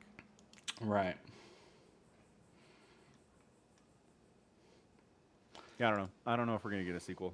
At this point, I think I'd be surprised, but we'll see. Yep. Yeah. All right, so that's Transformers 1. 2 thumbs up. A lot of fun. Really good. Yep. Yeah. So what else? We have the Warhammers. We have the Warhammers. Is there anything else? We always end on a Warhammer. We have the animes. The animes? We have Machine. Machine, yes, it finished. Yeah.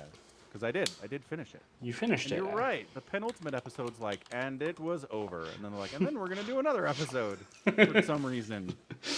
Shit, we finished at 11, but we're contracted for 12. Yes, exactly. Yeah. I mean, I don't know. The show is what it is at this point, right? Mm-hmm. They love doing like and then these characters are in love now tease, and then they never do it. And they're good at being like, here's a fraught emotional situation that must be navigated carefully, and maybe people are going to screw up, but they'll figure it out in the end, and we'll have some surprising insight into the human soul. And yeah, they're good at that. Mm-hmm. And just in case you forgot, every female in this entire show is bananas. Uh-huh. There's no getting away from that. There's really not. Even if there's no reason to have them involved in the episode. They go to this park and they're like, we're gonna set up a fake boyfriend scenario for Anna here, which I'm not sure what the plan is there exactly. And the teachers are there. They're at the stupid thing, spying on the kids on the weekend. But Guys, come on. the teachers are there because the teacher's the one that gave them the tickets. They know they're gonna be there. That's why the teachers are there. Okay, that makes it worse. Oh man, I like the part too where it shows the former literature club president and his girlfriend On a date at like getting ramen or something. Like, shouldn't we have gone to the park? And you're like, nah, it seems a little suspicious. Let's go next week.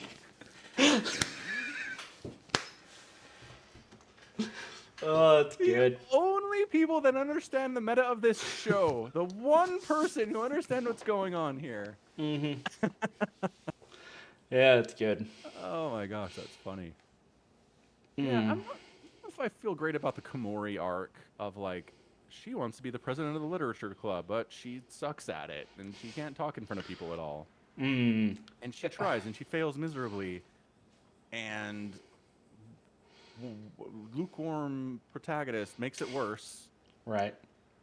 And then she can express her emotions over text. She had always been kind of able to do that. Like, she... Yeah. So that's not like a Right. big change, or like, oh, suddenly she's much more verbose in text. She'd been like She's a doing writer. It's what she does. that. Right. Yeah. Okay. I'm just saying, it's not new. It's not It's out not of left new. field. Right. It is And then- it is a little out of nowhere. She's just like, I expect everyone to just leave. And Yeah. sooner or later, I expect everyone just to leave. And that's why she has to do it herself. And it's like, okay, those are definitely genuine feelings someone can have. And but the show didn't really build to that, I feel. No, and all she needs to do is like be honest about that fear that she has of being abandoned, Mm-hmm. and then accidentally put it in the literature club group Group chat chat. so everybody hears about it. Right. And then for like Lemon and Anna to be like, "We're not leaving you. You're the best." And then she's like, "Cool. I don't need to be the president anymore, and I'm good now." Yeah. That's what happens, right? It is a little fast at the end, I guess. Yeah. Especially when they've got a whole other episode they're essentially not going to use for except anything other than jokes and hijinks. Uh huh. Which is still good. I think that episode 12 is actually better than episode 11. It's more enjoyable just as a blank canvas. Agreed. It's more fun. Yeah. Yeah. Yeah, I don't know. I still think it's good. Like I don't have Uh any huh. problems with it.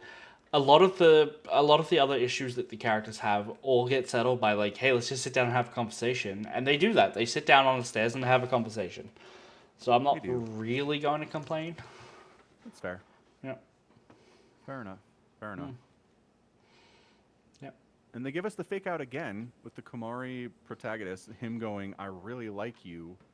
And then like, "Oh, what I meant to say is, well, I like your writing." And it's like, you guys are not even clever anymore. Like, even, I don't know what we're trying here anymore, you guys. He's not gonna end up with Kamari. No. Or anyone. It's not It'll the point of the show. it'll be Anna. End of season 2. I'm calling it. Oh hey, it's 4K. I don't, wait, what? Uh, Okay. just the joke from like the 2 episodes ago where it's like, you know, when something comes out in 8K and it's really good, and then you see 4K and it's it's fine. Freaking Japan. uh, I don't know. I don't know if I want that to happen at all. really? No. How'd you feel about the ending of episode 12 though? Where they're like, Where everybody thinks they hooked up in the gondola and they didn't? That? but Anna says she's gonna take a break from fake boyfriend hunting or real boyfriend hunting all the same as well. Yeah. Do you think that's Anna But she's changing? like, "You're ridiculous." And she's like, "You know what? You're right, I am." You don't think she's maybe gonna be like, I could go for me a tall glass of lukewarm water. He is a bit of a chaos goblin. I could totally see that happening. Yes, absolutely. Okay, okay. But not in like a way that matters. I don't know. Oh, you don't think she's capable of real human relationships? Not right now. Not right now. I don't. Mm-mm. She's too immature. Fair enough, fair enough. I mean, they're in high school. Like, come on. I Give them got some slack. all the time in the world. Yeah. Yeah. Uh, So okay. I guess the plan was, I mean, I do like that the show, it puts lukewarm protagonists as kind of an audience proxy a lot of the time. Mm-hmm. Because at the beginning of the last episode where Anna's like, "I still need a fake boyfriend," and he's like, "We're still doing that?" I was like, "We're still doing that?" Yeah. Yeah. That's fair. Yeah. So then the plan is to go somewhere, take a bunch of pictures implying that you're on a date with your boyfriend, never show his face at all because that's not going to backfire on you, and then send those pictures to your friends to convince them that you're actually dating someone. Uh-huh. Who is No, an this plan is international horrendous. businessman. Yeah, who works in America, apparently. Uh-huh. And the time zone difference makes it hard to chat, and we don't get to see each other very much, but we're both very committed to this relationship. Yeah, come on.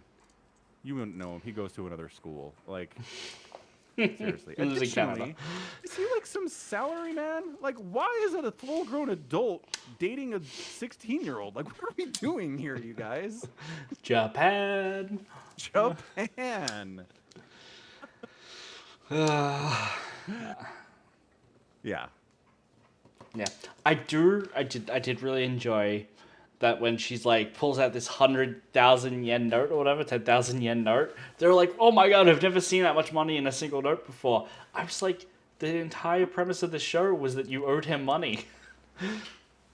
Yeah. She's had money the entire time. She could have paid him back and been like done with it at any point. Don't know when her grandma gave her that money. I feel like it's been a while. I mean, it's in character for her to hold out on him and Absolutely, it have is. money and pretend she doesn't. Absolutely correct. How much money is that, by the way? With the exchange rate, like 48 US dollars. What? What? I think it was. They are very poor people. Like, Kamari's poor. I get that. I don't know that she's poor enough. She's never seen a $50 bill in her life. I just put in. I was trying to. Well, you gotta remember. Sorry, I was trying to work out the conversion, and I just did Australian dollars to US, and I'm like, I know that 10,000 US dollars is a lot of money. Okay, a lot of no. money. With exchange rate, it is currently 69.50. What the hell? And How? they're not saying they've never seen that much money. They've never seen that much money in a single note. Which, have you ever seen a $69 note? Have you? No. Okay, great, nice. Problem solved. Again, also, Japan is a place where you can get a full meal for $4, right? Like, or less, right? Like a big filling meal. These are two different So it's economies. like a $100 bill? Equivalently, yeah, it's a good way to look at it. And these are Alright, people I who could go with don't a have their $100 own. bill. These are also children who don't have jobs. Right. When I was 14, I'd probably never seen a $100 bill either. Right. Fair. I had some friends have a baby, and I didn't make it to their baby shower, so I gave them some cash in a note, and I left it in their house while they were at the hospital. So I was feeding their cats, right? I didn't break in, relax. But I went to go get some cash out, and like they gave me $100 bills. I'm like, you only get these at the bank because like no one's giving them as change, you know, because there's nothing bigger.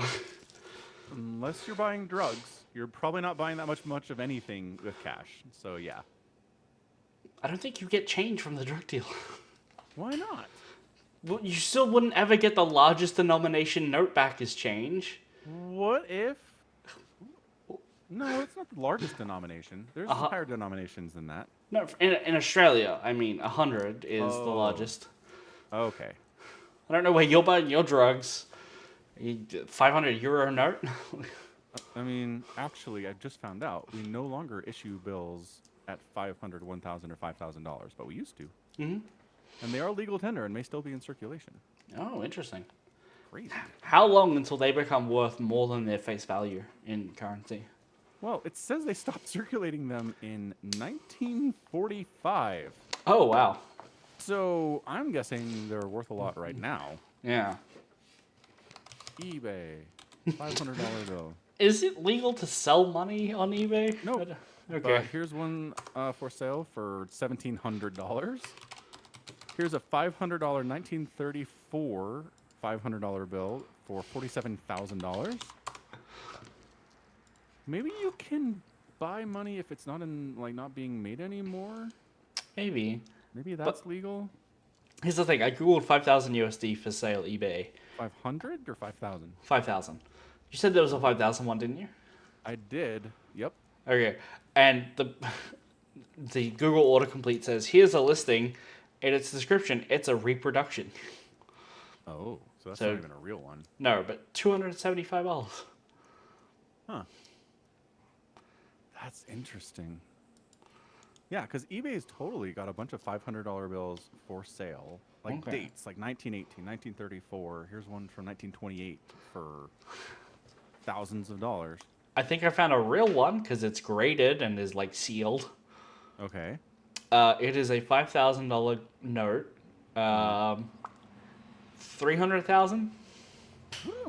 Okay. Yeah. Yep. So the answer is it's already happening. The answer is now. Yep, definitely. I mean, yeah, they stopped making them almost 100 years ago. So yes, the scarcity is going to be through the roof on these things. Right. And I'm sure they didn't make a ton of them back then anyway. Like $5,000 in 1935 is like $1 billion. Like that is, you can retire on that. I gotta look up probably the not. inflation. But still, it's a lot of money. I gotta look up the inflation calculator. Yeah, good call. Load. You're a slow website. What did we Mhm. say? 1945 is when. 1930. Well, that's when they ended. Yeah, 45. Well, we'll do that. Okay. So the time they ended, that was fuck me, a note for $87,000. Yeah. Right. Again, you can see why they ended it. I mean, they ended it for two reasons. The first one being they didn't want anyone being able to stockpile large amounts of money in very small physical notes. Mm. And two, you can't get change for that anywhere. Yeah. And You two, can't. pretty much only criminals were using it for anything. Oh, really? Yeah. Okay, that's fair. Because you can't trace bills, Mm. right? Yeah. Yeah. I mean, It's- maybe in 1945 it was harder. You can probably do it easier today. Not that You- anybody you- uses cash. You can do it a little bit, like because they do have serial numbers. You can track which serial number a bill Right. was given out at which bank or which ATM or whatever. Right. Right. Yeah. Yeah. So it is possible to track them slightly, but it's usually point A to point B, and who knows wherever in between it went. Mm-hmm. Anyway. Exactly. Tough. Anyway, that was a crazy tangent. Too many losing heroines. Yeah. But good show. Hope it comes back for a second season. Yeah. Yeah. It's enjoyable for sure. And it's funny. It's funny. That's the important And- part. Again, the writer's decision to make every woman in this show bonkers is every time I'm like, oh yeah. Yeah, hold Dick on crazy. first. Huh. Because the rest of the show is so normal. Dude, the little subplot of protagonist Little sister. tracking him to the park. Not only does she have a GPS tracker planted on him, as we found out in an earlier episode, she has malware on his phone that she can just suck out all the images he's taking. Yes. What the hell? And then, like, she gets too far away from his phone, so she can't do that anymore, and she has a mental breakdown. Like, this is not normal behavior. This is not okay. She doesn't actually even get. Season 2, she's, like, killing people and, like, burying bodies in the backyard. Yeah. Yeah, has to be. He's like, this is a threat to my brother. They must die. I could totally see that. And And I mean, in fairness, they do kind of explain like why she's so clingy with him. And it's kind of funny too, because she's like, you never played with your friends, you only hung out with me. And he's like, All right. that's because I didn't have any friends. Yes, that is So true. good. Because like a normal older brother would, yes, hang out with her own friends instead of spending time with her little sister. Right. So it's his own darn fault. He created this weird relationship. Amazing. All right. Is it Warhammer time? Warhammer time Nice. We read Titandeath. by Guy Haley. Yes, we did. And starting with the afterword, as I like to do on these, Ooh, please do. Guy Haley was like, this book was not going to be written. They were like, what happens at Beta Gammon 3? We know, but we don't have enough time to write this. It doesn't fit in our schedule. No. Okay. And then, like, 6 months later, they're like, hey, Guy, you can write books fast. Can you write this? And he's like, sure. He just gets stuck with the quick rush job. Uh-huh. Oh, that's great. Well, I think he did a good job. I think so, too. Yeah. Yeah. He's like, that's what I do. I write fast, and it turns out pretty good in the end, so hey, they tagged me for this one. Yeah, it's good. And we always talk about this, but, like, the more humans there are in a Warhammer story, the better it is. And the more it's just Primarchs or just Space Marines, the less we like it, you know? Yeah. Yeah. And this book So is this has some filled with Primarch. humans. Yeah. Right. Filled with humans and It's some Primarchs. And like no Space Marines. two Maybe space Marines. two Space Yeah. Marine. Yeah. Like they are referenced. Space Marines join the battle at some point, but like Right. they're not characters. They're just No. Horus Legion. Big deal. There's two Blood Angels. Right. Yeah. There's Ascalon, who is the captain of the Sanguinary Guard, and Raldoron, who is the first captain of like Right. And they so get there are some discussions of tactics. and like some plots where they're like flying around in jetpacks, but Right. other than that, not in the plot. No. So that was nice. Yeah. Yeah. Yeah, so the story starts out on a world out there in the galaxy that has been found and has been put under compliance. And it's interesting because I don't know if we've ever had this before, but they tell the story of how the Imperium shows up, says, all your gods are false, there are no gods. The Imperium is the truth. Here's science. And then they leave, and then the Adeptus Mechanicus shows up, and they're like, the Omnissiah is real. That is the true God in the universe. And they're like, cool, that's fine too. Sure, I guess. I'll I believe thought in you. that was funny. How often is the Mechanicus wandering around the galaxy being like, no. The Imperial truth is wrong. The Omnissiah is real. There is spiritualism going on here. Follow us. I imagine all the freaking time. 'Cause they immediately have to like insert themselves into every level of civilization on every planet and be like, so you got any hidden tech we could be able to like have, you know? It's true, but like nobody, the Emperor's not like, you guys, stop doing this. I'm okay with you being little weirdo tech creeps in your Omnissiah beliefs, but stop spreading it to regular people. I don't know, because like, at least in this book, there's a night world who needs the support of Mars. Basically, like they don't have the technology to really maintain their nights anymore, and like, it's not revealed at first. It's only when a character like thinks back and like retells this story that we learn that these nights were running on like steam engines, which Yeah, is like pistons. really cool. Uh-huh. And why don't we have that Steampunk now? Mech warrior? Yeah. Right. Like, where's my steampunk mech? But like they didn't have the ability to reproduce their own or like repair their own knights, so they made a deal with the Mechanicum for tech, and that deal was, well, we'll put on a show, and you'll give like a house a favor or something, and instead what the Mechanicum actually really wanted was stable gene stock who could interface with the machine.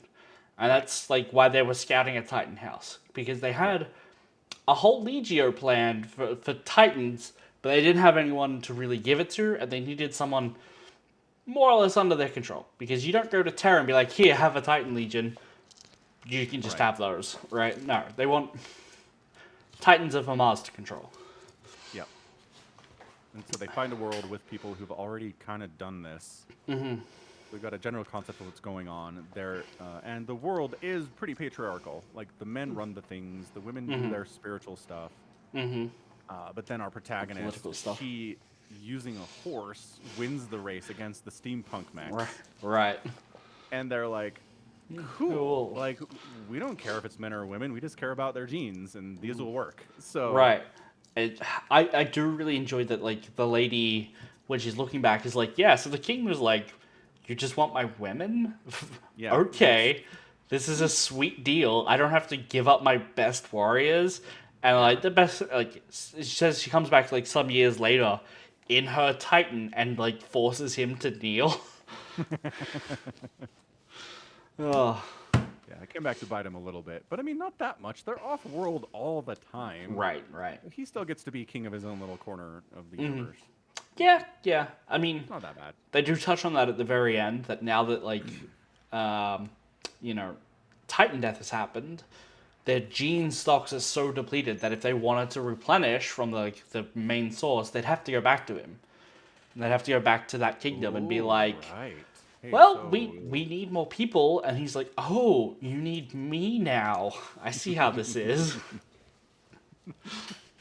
Politics. Yeah. Anyway, so I mean, the story is just about it's setting up and executing a giant Titan battle. Yes. On Beta Gammon 2 or 3 or whatever it is. There's a couple of planets in the system. Cluster. Yeah. So there's Beta Gammon 2, and then there's like, what's the other one that's get called by like Prismatic or something? I don't know. I don't know.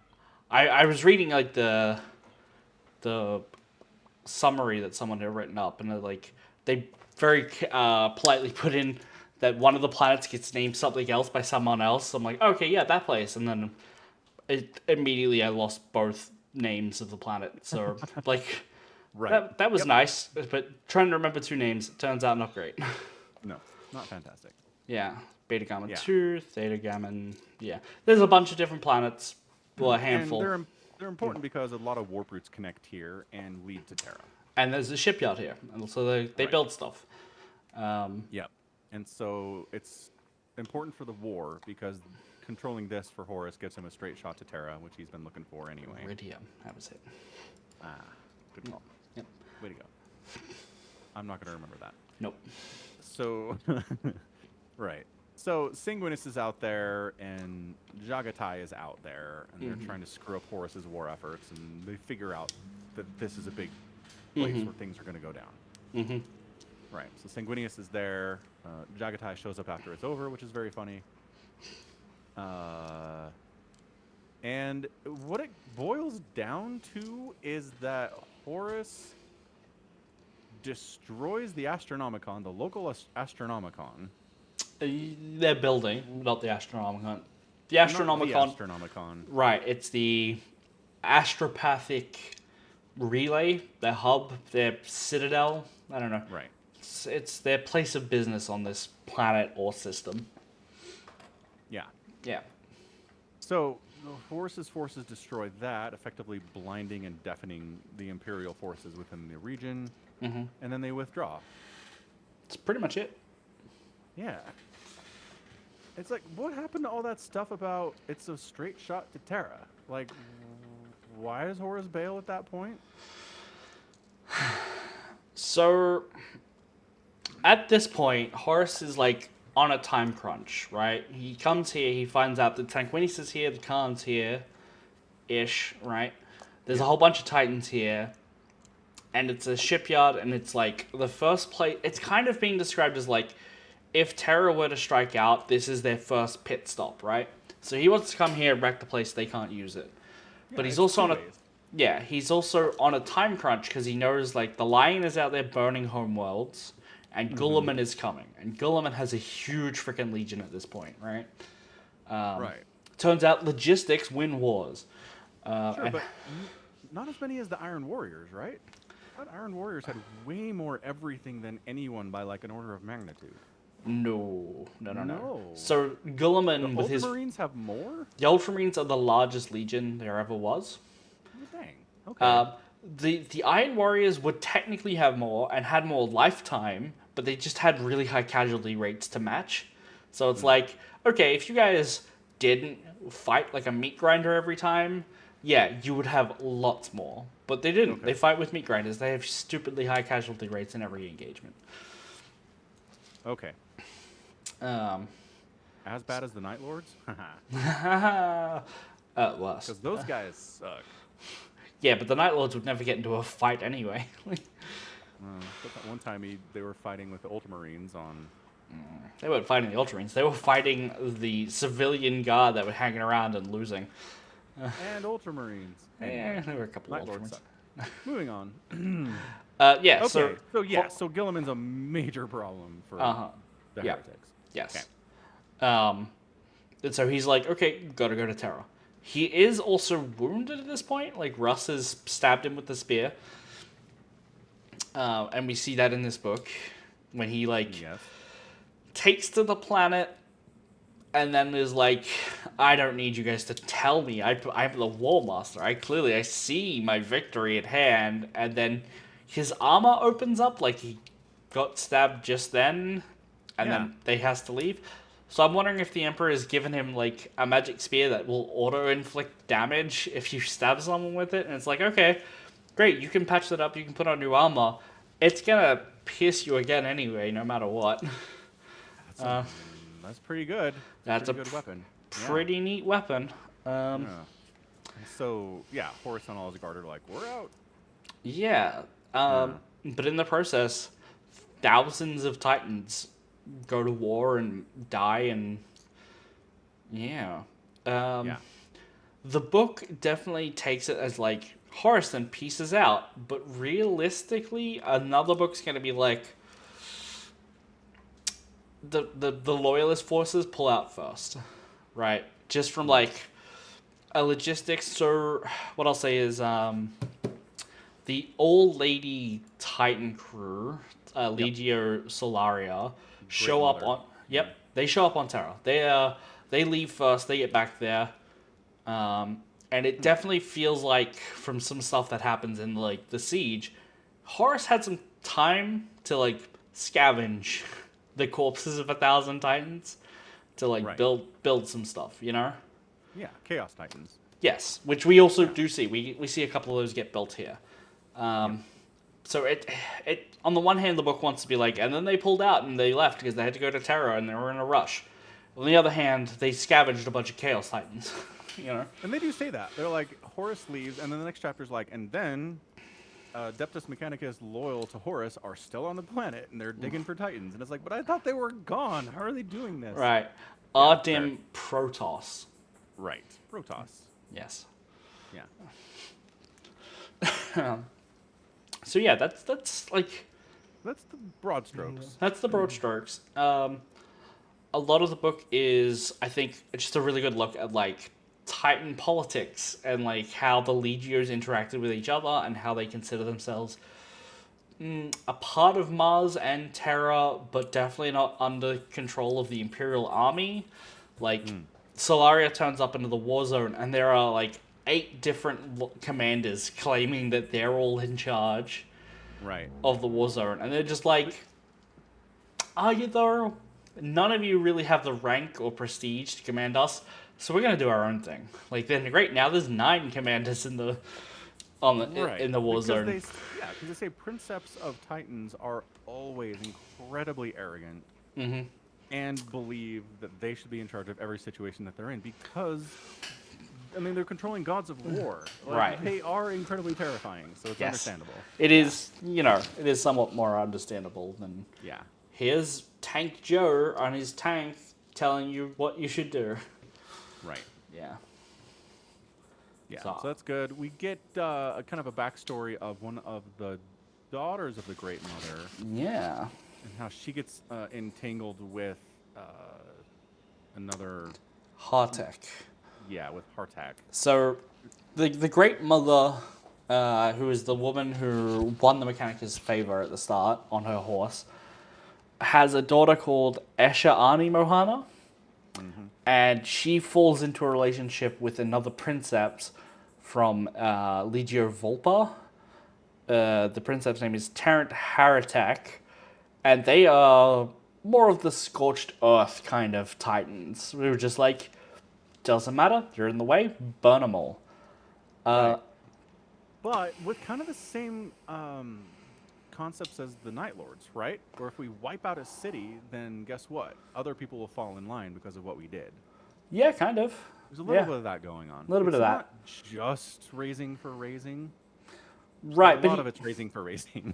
he does say, I wish I could tell you I wouldn't enjoy this, but I am. Right? Right. And it's like you need to have them enjoy it because it's setting up their fall to specifically Khorne. Correct. Blood for the Blood God. Skulls for the Skull God. I do Skulls for the Skull Throne. Throne, sorry. You'll never get in the club if you keep messing up the chat. I don't think I want to be in the club. I do really like that. Like, in part of the book, he's having trouble like maintaining his connection with his machine, and it's giving him headaches when he's not in it.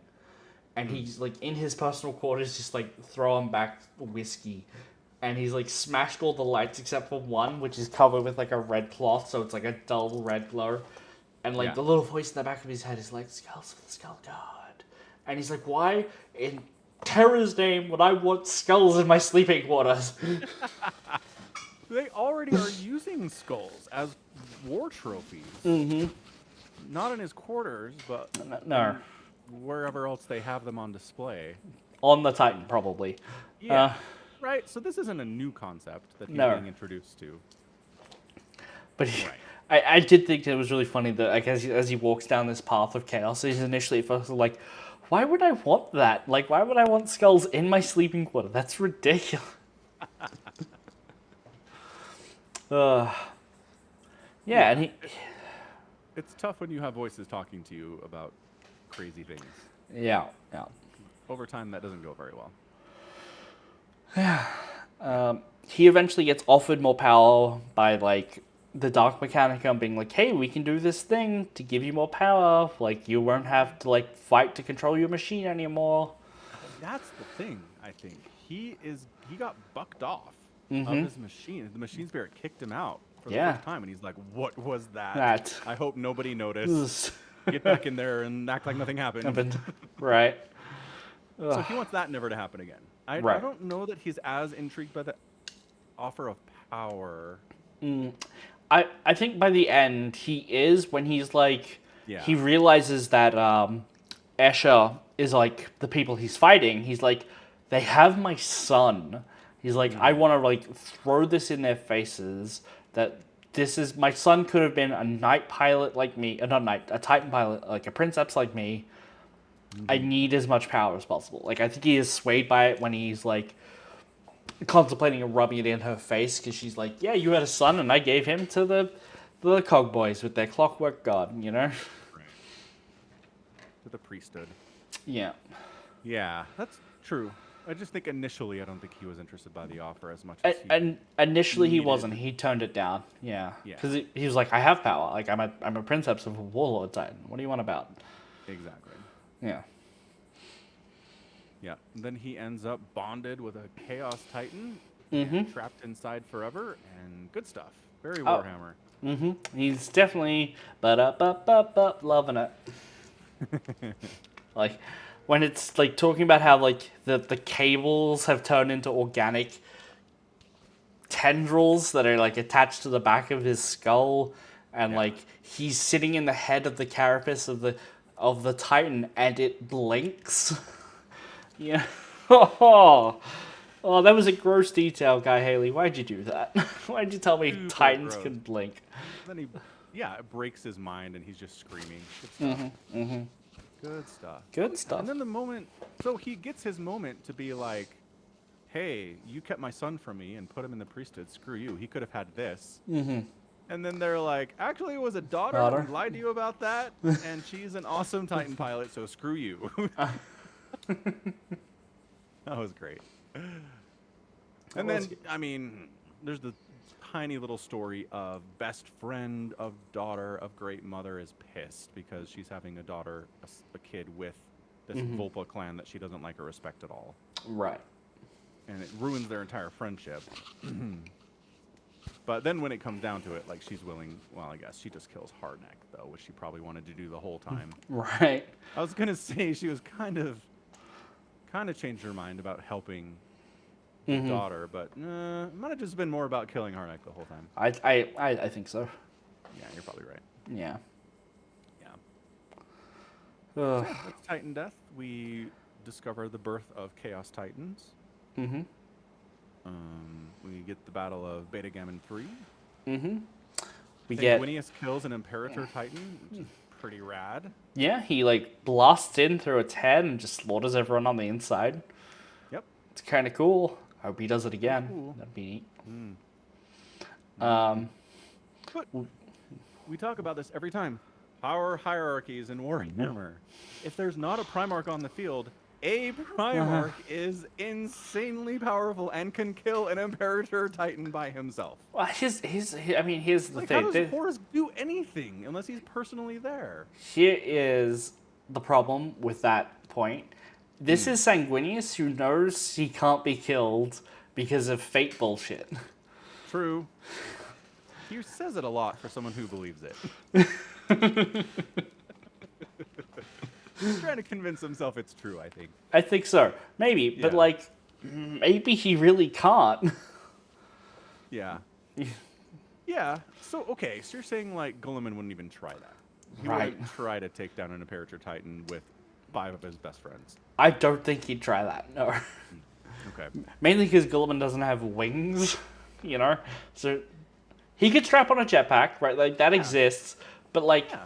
I think air warfare is not Guilliman's first go. Like, I think he'd dismiss it as, like, 5 ants trying to attack a giant, in the air with all of its anti-air guns strapped to its back, he'd just go, no, that's ridiculous. Yeah, fair. Ugh. So it's Sanguinius who A, can fly real well, and B, has the power of prophecy on his side. Right. Yeah. Or maybe it's just the power of belief and friendship.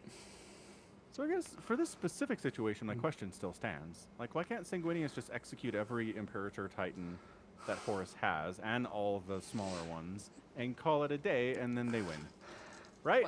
Well, okay, so probably because that would be a lot of work, right? Yes, true, but Mark, they don't True. sleep. It'll be fine. I mean, they do sleep. Once in a while. I mean, all of them sleep. Every once in a while. Much more regularly than a war would allow if you want to single-handedly kill every enemy on the field. How much? How much do they sleep? I don't know. Because, like, but if you want to kill I more, remember it's like months. Like, oh yeah, I guess I can take a nap now. I haven't slept in months. So Gulliman and 40k can't sleep. Okay, well that's my argument. Yeah, yep. That's probably where you're getting this from. But I will say, in your defense, Dawn, I think, literally goes months without sleeping for the Siege of Terror, and it's not having a good effect on him, though.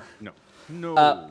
But also, I think Sanguinius definitely touches on this, where his belief that he will die by Horus's hands might be self-creating as well. Like, he believes it, and the decisions he's going to make are what's going to lead to that as well. If he goes out into to try and single-handedly kill every Titan by himself, he might just die from a Titan stepping on him, Yeah. He could have died trying to take down an Imperator Titan as well. He could have. But he opened the door, is all I'm saying. Like, just... I'm like trying to find a good comparison. Have you ever met someone who survived a plane crash? Do you ever feel like they're like really keen to go through it again? Oh, but that person is not also convinced they're going to die in a car crash in the year 2045 either. Sure, but like being convinced of something doesn't mean you are. Again, we're trying to... And like I said, I think he's trying to convince himself that that's what's going to happen and he's not going to die here. I get that. But I'm just saying, like, taking down an Imperator Titan, once you've done that, I think taking down a Warlord Titan is easy peasy. Let's do a bunch of those. I mean, don't they blast their way in with like melter grenades or something? Maybe he just doesn't have the equipment for it. He's out of melter grenades. That could be it. Yeah. There's a great moment where he's like screaming towards the Titan and he's like, their shields are up. He's like, if I'm lucky, I'll get instantly evaporated. And if I'm not lucky, I'll be alive after I go through. But then, like, the ships in orbit blast the shield down for a minute and open up the gap for them to get in, so that doesn't happen. You could just do that. If you're controlling the orbit, and just blast the shields off a couple of these Titans and have Sanguinius go in and wipe it. It'll take 40 seconds and then move on to the next one. I'm just saying. Could have done more. That's sure. it. There is, if we head over to YouTube at some point, there is a cinematic trailer they put out for the release of the Horus Heresy game. So, Horus Heresy cinematic trailer. Which has 7.1 million views on the GameSpot trailers version. It has Horus on a planet. I don't know if he's like on Beta Garment, but he's like got his big World Breaker spear, or a spear, cudgel, mace thing, and he's like telling an orbital ship to take a shot at a Titan, and like you get this just giant ass laser beam come down and like obliterate this thing. I feel like you could do that a lot more. Me too. Absolutely. Again, some ships in orbit knocked the shields off of an Imperator Titan, and there was nothing the Titan could do about it because it's on the ground. Yeah, I agree. Yeah, I mean, what is this a trailer for exactly? The tabletop game. Ah, the tabletop game. Okay. Yep. Yeah, it's pretty neat. I like this video.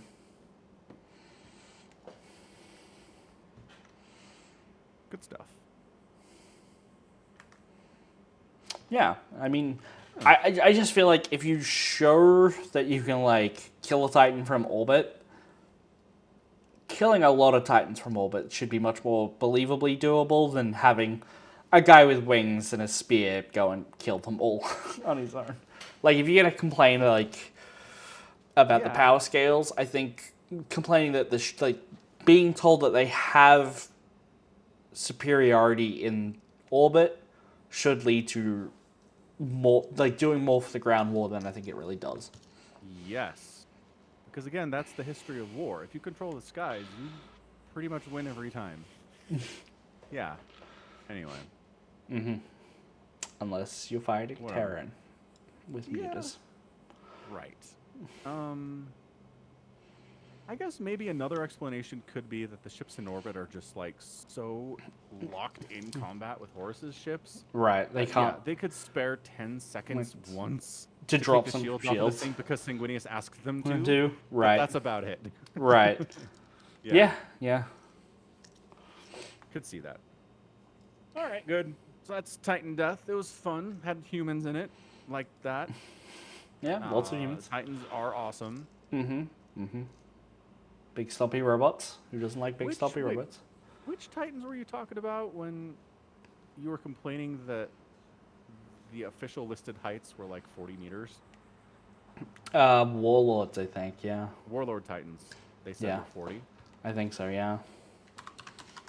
And Imperators like make Warlord Titans look like garbage, is what the book is telling me. Yeah. Google says 55 meters, so like an additional 10 meters. They're so bad at this. Why are they so bad at this? Yeah. Imperator Titan. The unit card lists its height between 25 and 40 meters. 25. Though in later corrections, yeah. Though in later corrections, it's been increased to 55 meters. Right. As compared to when we were playing Space Marine 2 over at twitch.tv/Falcon Paladin, they did like a pixel count on the one that we could see, and it would be over a kilometer, so over 1,000 meters tall. Which tracks. Yeah. I think that makes perfect sense. That's yeah. yeah. Because when you look at it in person in the game, even though it's dead and it's just like it's sitting on a hill, basically, you're like, oh, it's not sitting on a hill; it is the hill. Yeah. So to say it's 25 meters is the funniest thing. Like, Right. who- That's a 2-story house. Yeah. Right. And just remember, that's supposed to be the largest. You then have warlords, you then have reavers, and then warhounds. Right. Warhounds are like 5 feet tall by this ratio. Yes. Yeah. 5 feet. Very Yeah. funny. Warhound Titan's actually just people in wheelchairs with guns on the side. Right. Yeah. That's all it is. All right. Enough Titandeath. What's our next book? Going directly down the flowchart, it is Slaves to Darkness Excellent. by John French. I have not read this one, but Okay. I'm expecting it to have lots and lots of humans, judging by the people list. Oh, good. No, that was sarcasm. Oh, bad. Yeah. It'll be fine. It'll be fine.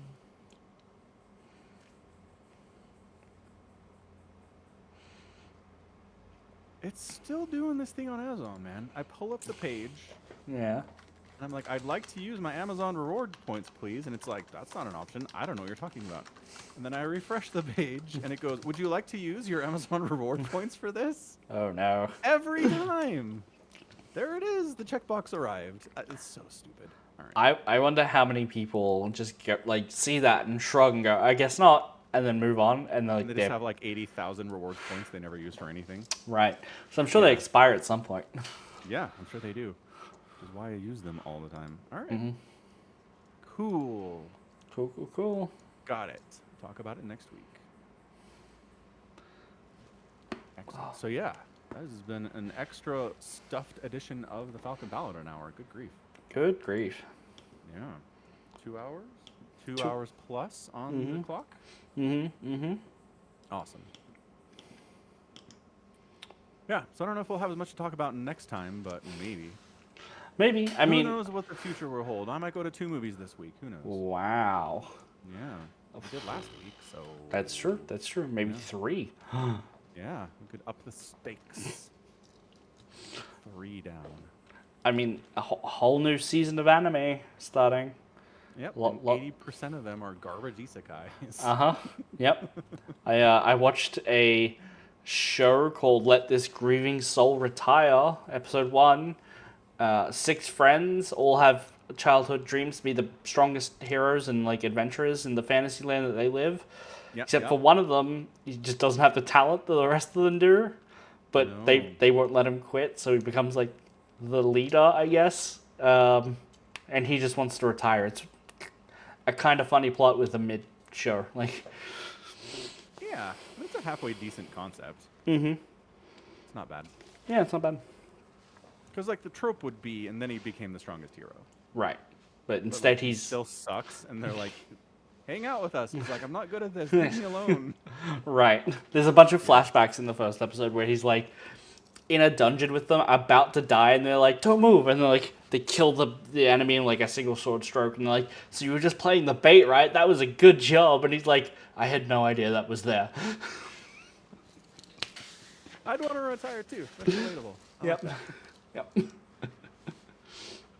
All right. All Let's right, wrap it up. well, let's wrap it up. Yeah, so that's going to be it from us today. This has been Somicron and Falcon Paladin with yet another edition of the Falcon Paladin Hour, streamed live at twitch.tv/Somicron, and the VODs end up on youtube.com/@Somicron as well, not long after we do this. So that's nice.